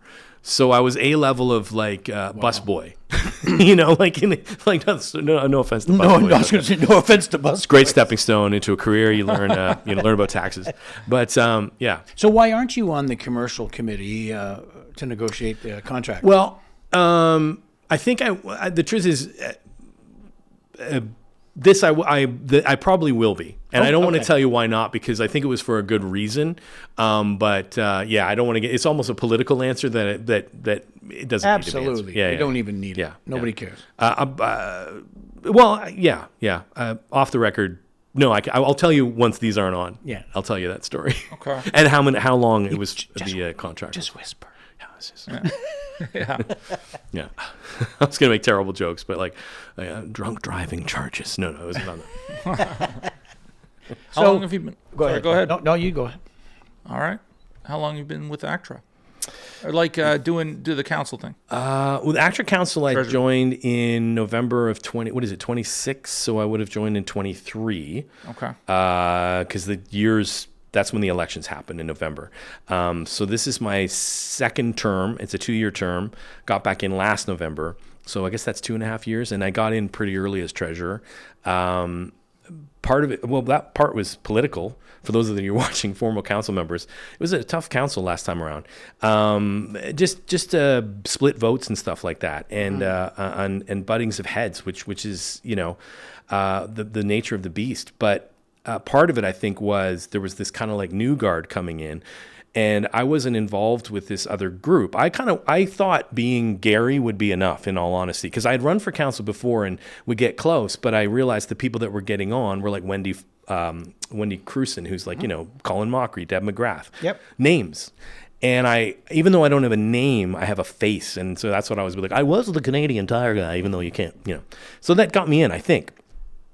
And this other group came over and they were like, will you run for treasurer? Because we think you might be a trustworthy guy. And I said, well, I used to work at a bank. I learned numbers there. I did real estate. I learned through real estate, I learned how to tell the narrative like a market or something like that. So even the first day going in to talk to Tina, who was the financial director at the time, because August, who is the financial director, had a baby. So she was on maternity leave. She was like, oh, you get this. Because like we would look at the numbers from the year before and how is the industry doing? Because a lot of it is, I mean, I could talk to you guys about this and maybe you'll get excited.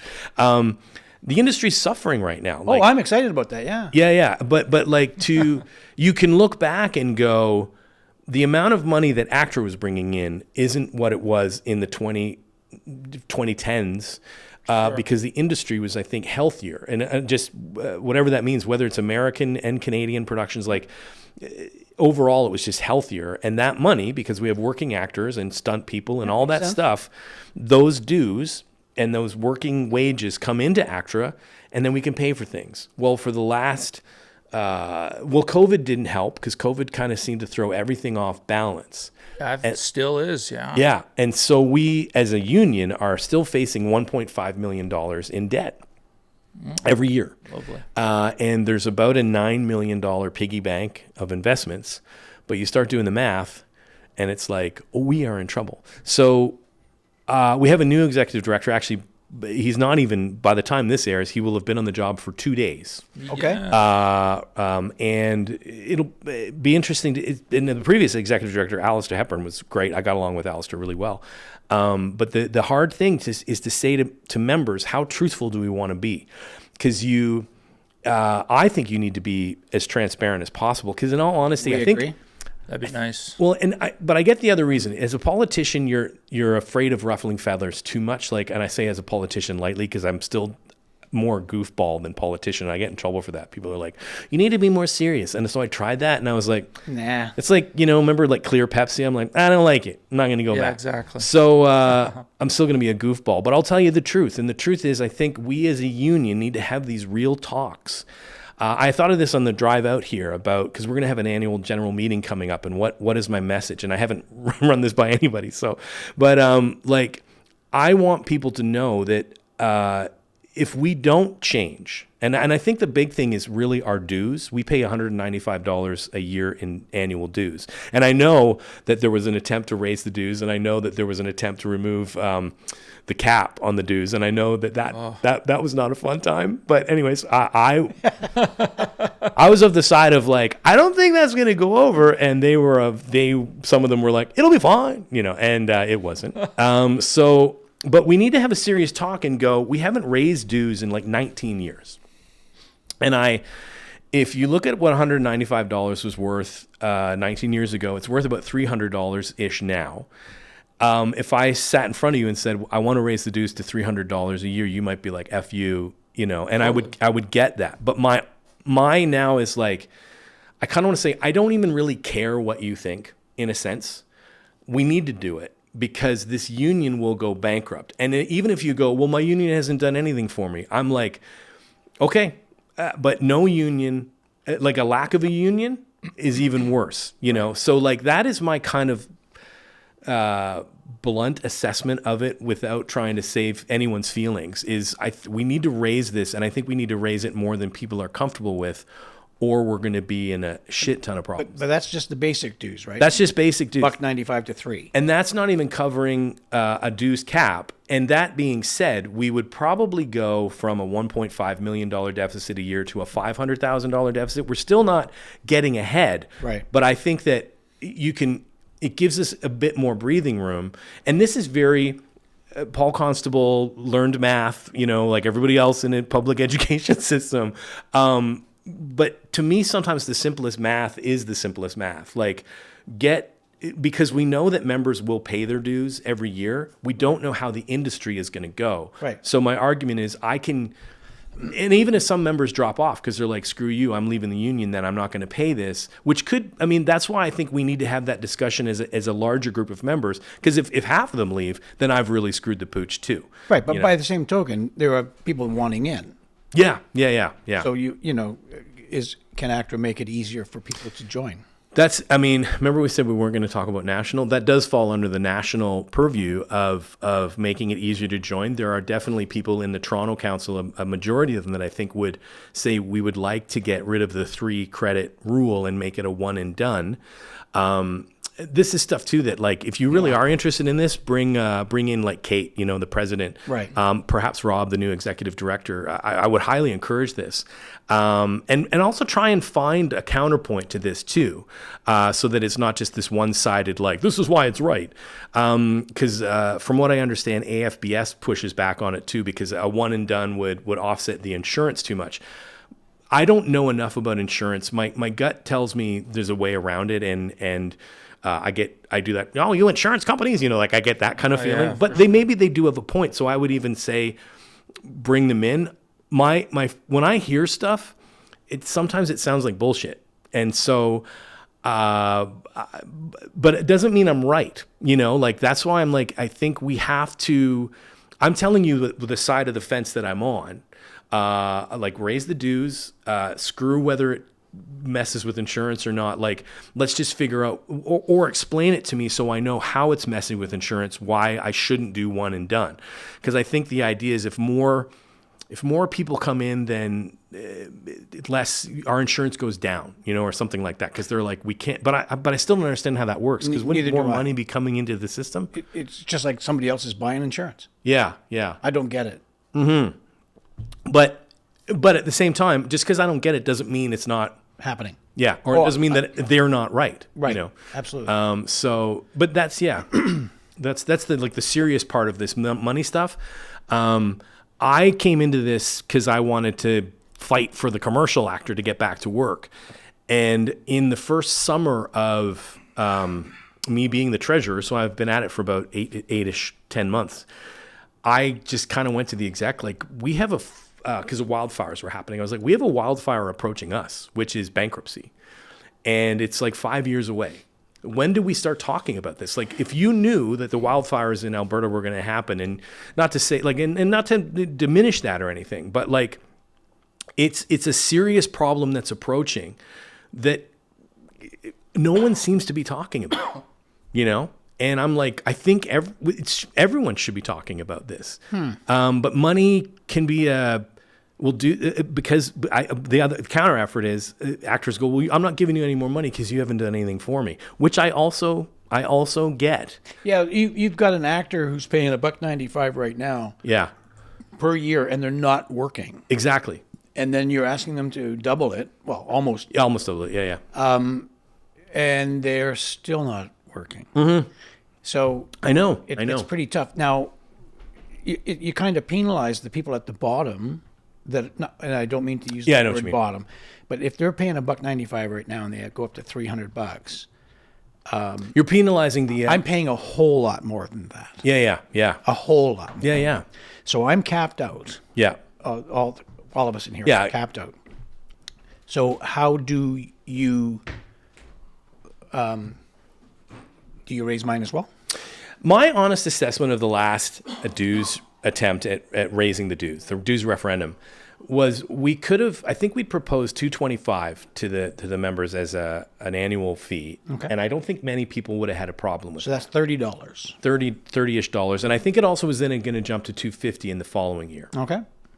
I still don't think people had a lot of problems with that. It was the dues count. Just looking at a phallic symbol on your thing here. Speaking of money, some people have to do different jobs to make money. What's the dues on that? Anyways, We had a lovely guest on. Oh. Georgia McNabb. okay, She's the Mad Hatter. Mad Hatter, She's yeah. a hat maker, milliner. a milliner. okay. She's incredible. Swears like a sailor. Mm-hmm. And I said, you can draw a picture. And she said, well, it's going to be a dick. Yeah, well, There it is. And it's there it is. Yeah, it's a detailed one. and yeah, it's even got it's like Very graphic. got pubic hair on it.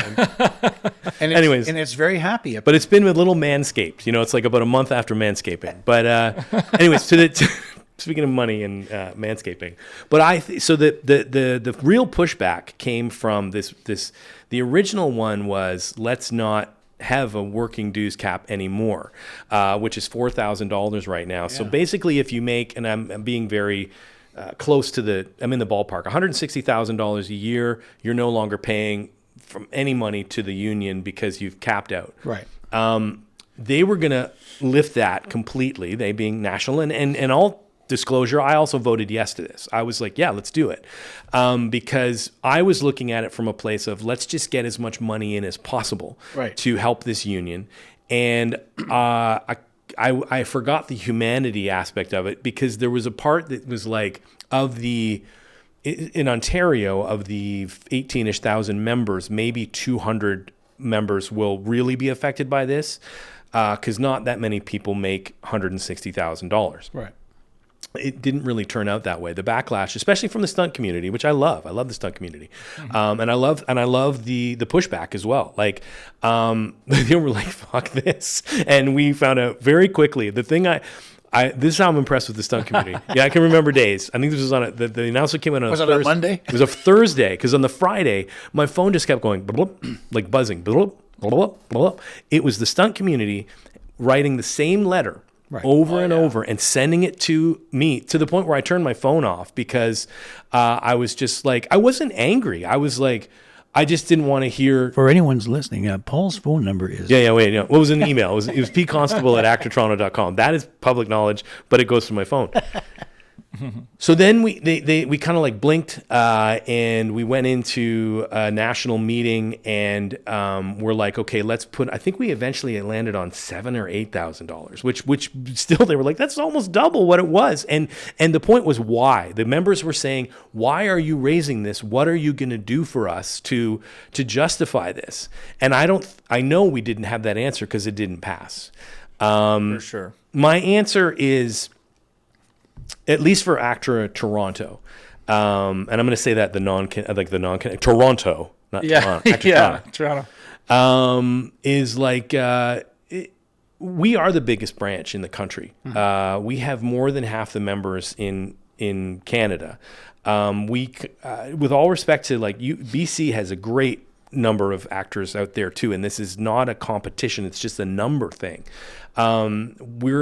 We could be considered the Hollywood North, but from a political point of view, I feel like where we're at right now is that, especially at the national level, Toronto and national other branches were butting heads, and we can't seem to get past this thing. And I would, from my limited knowledge of 2.5 years, I would go back out to the Toronto members and say, we need your help. Although in a weird way, because then the stunt community came out with a referendum wanting to look at the numbers even clearer. But that was from across the country.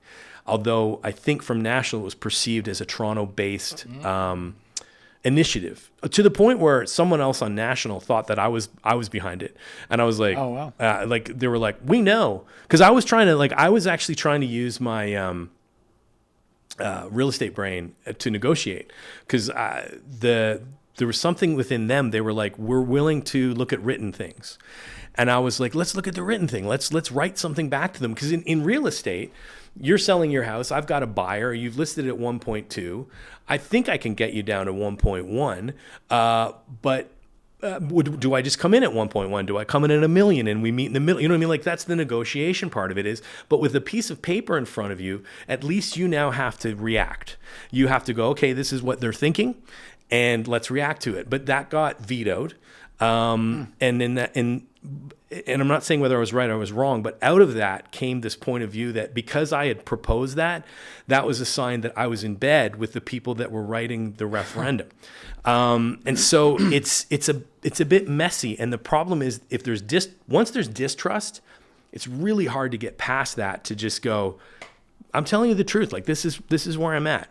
Because, I mean, even in the nature of politics, sometimes you don't tell the truth. Sometimes you lead them one way to go to the other, you know? Yeah. So it's, I'm not saying it's impossible. I would say that, and maybe this is not the right thing to say, and I'll draw a penis later, but Please. If a member's mad about stuff and they're like, and they want to blame like even council, you know, previous council for not raising the dues or whatever it is, I still have to say you as a member, and myself included, weren't paying attention. We weren't keeping our eye on the ball. Engagement is like, we get like a 2,000 out of the 18, or I guess it's only 9,000 that can vote, but 2,500 voted last election. So that's 6,000 plus that aren't voting. So how do you, like, there's that uncle part of me that goes, well, if you didn't vote, you don't have just shut your mouth. But I still don't think that's right. I just want to get the message out there that your union is going bankrupt. And people might be afraid to hear that, but I'm like, it's the truth unless we work together to do something to solve it. And to the point where it gets difficult is about a quarter of our budget does go to national. And so then that can also cause conflict because it's like, well, what are we getting from them? You know, so you're asking the same question. Yeah. Yeah. It's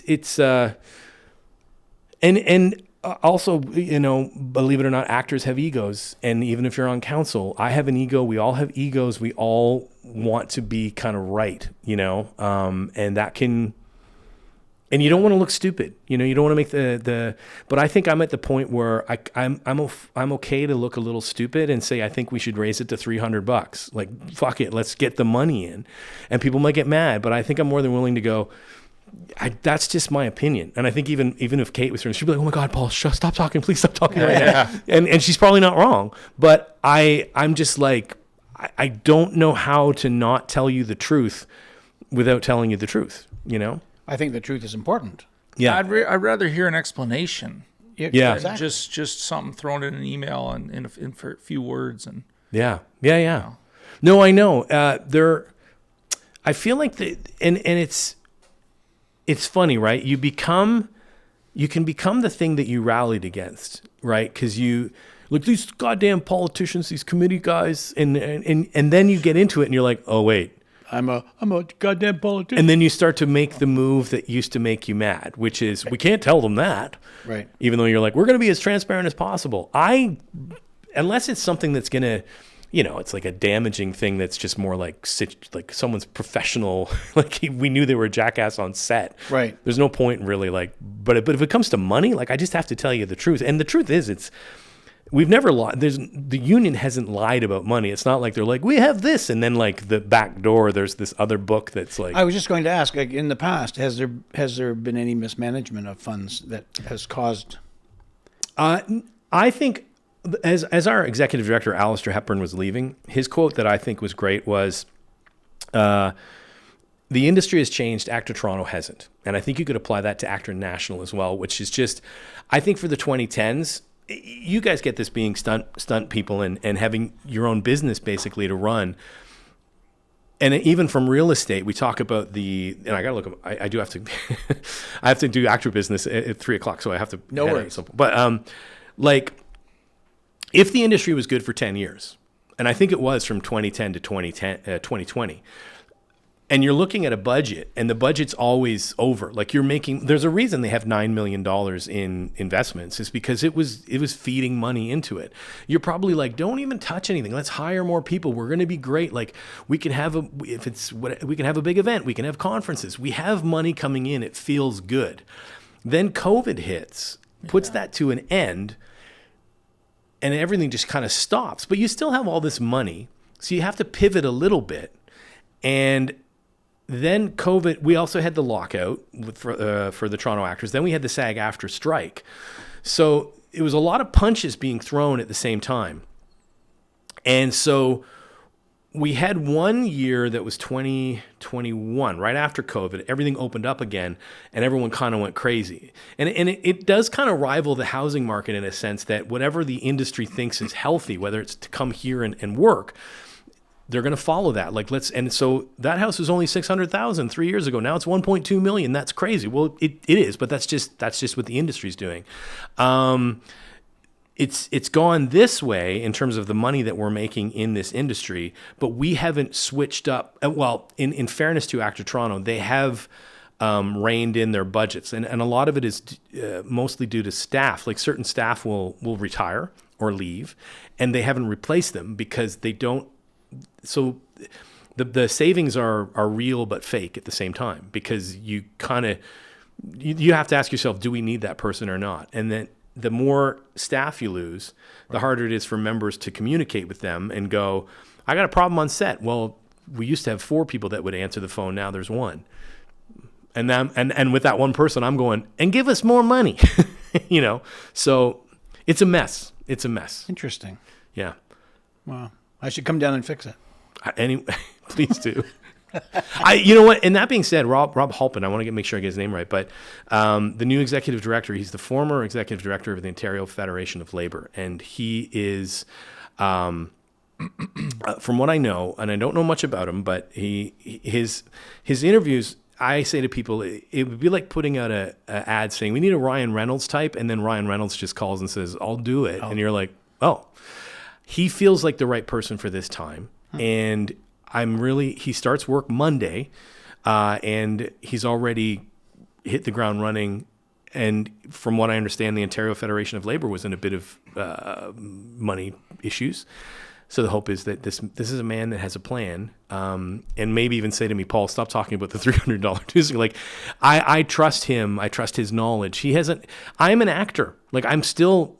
I don't want to untout my treasurer capabilities, but I'm learning as I go. 100%. And I'm still an actor with some financial knowledge, but I'm not, don't give me your mutual funds, But I do imagine, too, that you speaking on behalf, you would also be speaking on behalf of actors. At the very least, it's something we can trust. You're saying these things. You certainly know our feelings. Yeah. Because they're your feelings. Yeah. It's hard for people to just trust in something when they hear what sounds like bad news. When you say in raising dues, I mean, if you just do state it very simply, it's like looking at a book cover and thinking you know the whole book. Mm-hmm. You know, just the explanation is a beautiful thing, and knowing that we have a new executive director and all this kind of stuff that you're excited about, that helps. And knowing you're an actor and all this. Any word? These are good things. Any word on winning this commercial thing? That excuse me, to be blunt, no. Just the actual. I went to the OFL hearings, and I may have those acronyms wrong. I'm terrible with acronyms, but anyways. What day was it, though? It's a Monday. Monday. Great with dates. But they stopped in September of last year. And the guy who's supposed to make the decision on it, whose name, like his title, I can't remember, he hasn't made a decision.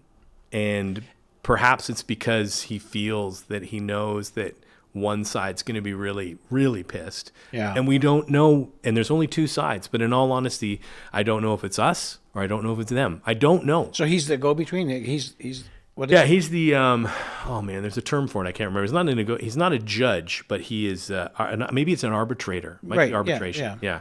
But it's been quiet. And this also falls under the national umbrella. And sometimes when I try and honk that horn, it gets ignored, So That's really sad. yeah. Yeah. And me even saying that, I know is going to cause. You talk about distrust at the national level. Me saying that will cause that. So I am part of the distrust, but I don't want to be. Like, it's like my honest thoughts. If they turn into distrust, then I stop sharing them, because you're like, well, you're just going to get mad at me. And how do we get to that point of like, I really don't like that shirt, which I actually do like shirt. But you know what I mean? Like, I'm going to offend you. Like, I'm going to offend you with my thought. But I think I'm sort of at the point where I'm just like, this may be offensive, but it's what I believe. And I'm also more than willing to go, I was totally wrong on that. And hopefully we just shake hands and hug it out, or whatever it is we do, we get to an answer. But because of this kind of like, the power that I think is ACTRA Toronto probably worked against itself, because I think ACTRA Toronto had its run of national, because they had half the members and then a president would be voted in who was from Toronto. So even if there's a tie break, the president breaks the tie and it would go Toronto's way. Now it's the opposite. If there's a tie break, we've even had things where all of Toronto Council now, because we're pretty locked in sync with each other, and it's very new, the tiebreak goes to the president, and it won't go the Toronto way. It goes the rest of the country's way. And that's not to say whether it's right or wrong. Where's the president? Well, it's Eleanor Noble. She's based out of Montreal. Actually, yeah. Okay. But she's so there's 20, I should know this. I think it's 26 councillors from across the country, because I think with Toronto it's 13.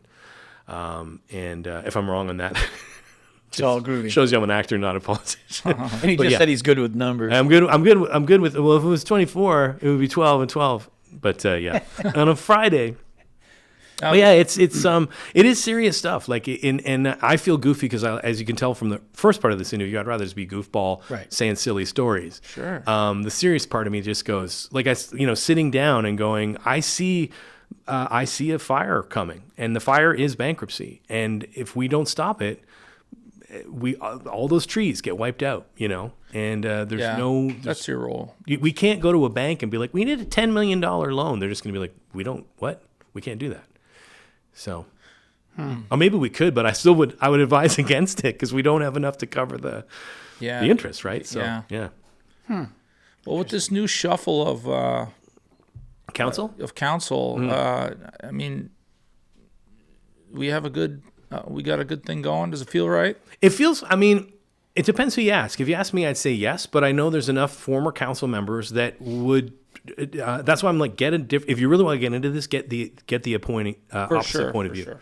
The one thing that helps is that when we do go to national, we do have a block that can vote together. We lost that because of our own butting heads at council. So we had, council members that were national council members that,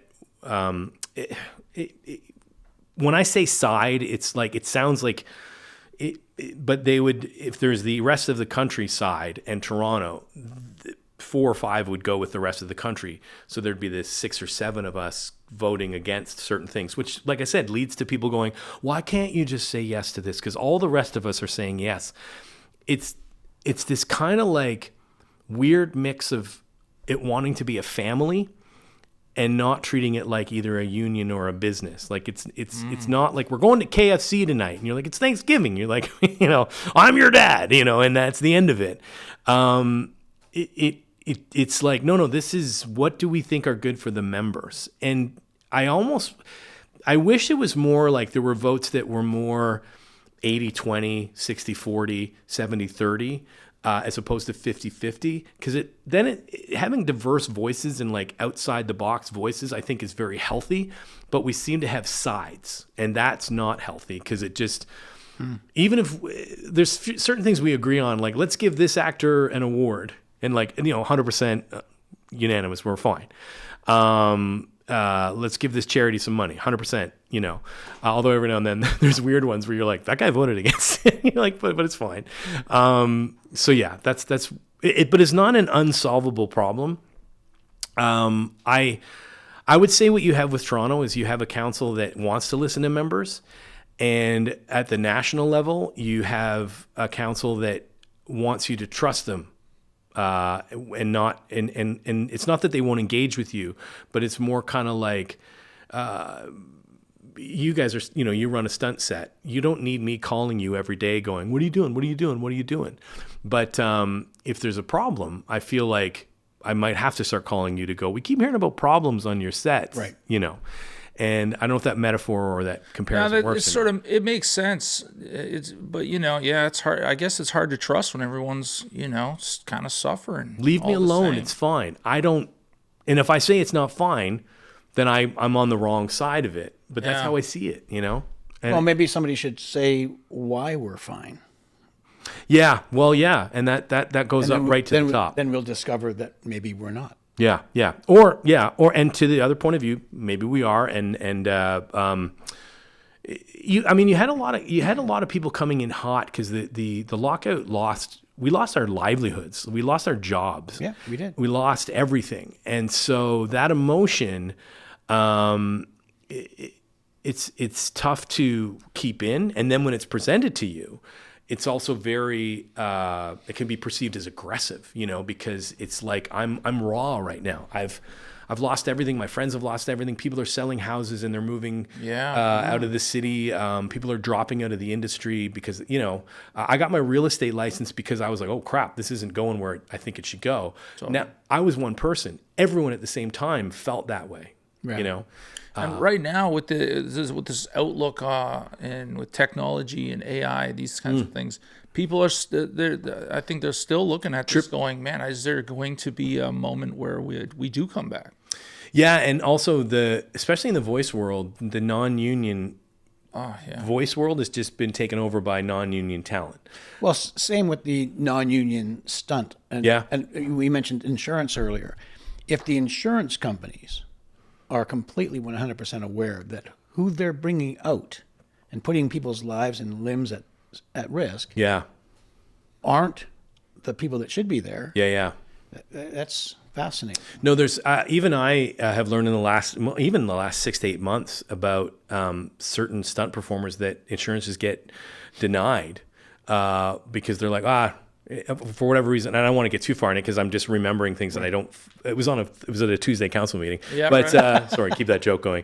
But but I got hurt on a job that I'm a union member of, and they're like, yeah, but we're going to deny your claim. And there's been a few of those. Yeah, and enough that I've heard about it. Yeah, and enough for me to go, that doesn't sound right. Like we all know there's idiots out there that want to take advantage of a system or whatever. Right, sure. But these aren't. If it starts to become a pattern, and you start to go, I'm really siding with the 80% of these things, or 90 or whatever. And once again, another thing that I don't have the answers to, but it's just what I'm seeing and going, well, someone should get the answers to these. Well, we'll have you back. Thanks, man. Yeah. But listen, Andrew, Paul's got to go. He's got to. Yeah. I have to. We have the ACTRA Awards coming up May 11th, and I'm going to go try and rope in a sponsor. So that's what I'm going to run. I'm working for my members right now to try and get some money into the awards. It's going to be a great night. It's just sweet. Yeah. Sweet. But thank you, man. This was so much. It's funny. I'm the guest, but I'm like, did I talk too much? Would you sign our table? You did. Yeah, you did. You talked way too much. I want to tell you a funny story about dicks. All right, let's go. During COVID, maybe I don't know if I tell the story. I think maybe I should just end it there. During COVID, my buddies and I, we would play Dungeons and Dragons online. And in Dungeons and Dragons, there'd be these maps. And anytime there was a portal that would lead you from one part of the world to another part of the world, we would draw a dick to remember that there's a portal. So a few years ago, I'm down in Florida. I'm training to be a game show host for Norwegian Cruise Lines. And so my son's back home. And so one of the things we would do online is we would play Dungeons and Dragons 2 or 3 times a week because I could see him and It's awesome. But we start playing the same game, and then you're already ahead of the story. We start going through the map, and all of a sudden there's just like a dick. And I'm like, and the part that makes me laugh the most, my son's now 15, so he would have been like a 12 or 11 at this time. And I said, oh yeah, we used to draw dicks when there was a portal. And he had the blankest look on his face that was just like of acceptance. He was like, oh yeah. But I'm like, he's like, oh, that's what grown-ups do then. And I'm like, this is so then I'm going around erasing dicks on the board because there's like 15 portals, right? So I'm just like, and then sure enough, we'd get to another level. I'm like, there's another dick. So I'd have to, anyways, I'm not going to draw a dick, but I will sign it. Yeah, please do. Draw a picture. Okay. Anything you like. I'll draw the Canadian Tire symbol because that's what brought us. Yeah, just copy it off the box. Yeah. Oh, they okay. If you forget. That's true. Yeah. Well, it's actually pretty good. Well, thank you so much. This was a ton of fun. Yeah, It was thank you, awesome, Paul. man. Appreciate it, man. This was great. Thank you so much. Yeah. No, this is fantastic. I see part 2 coming up. I love it. That would be fantastic. Awesome. Yeah, that'd be When sweet. it's like, so how did the union go broke? And I'm like, $300 didn't go. All right. Thanks, Paul. Thanks, guys. You bet. Cheers, man. Thank you. Cut it, B. Woo!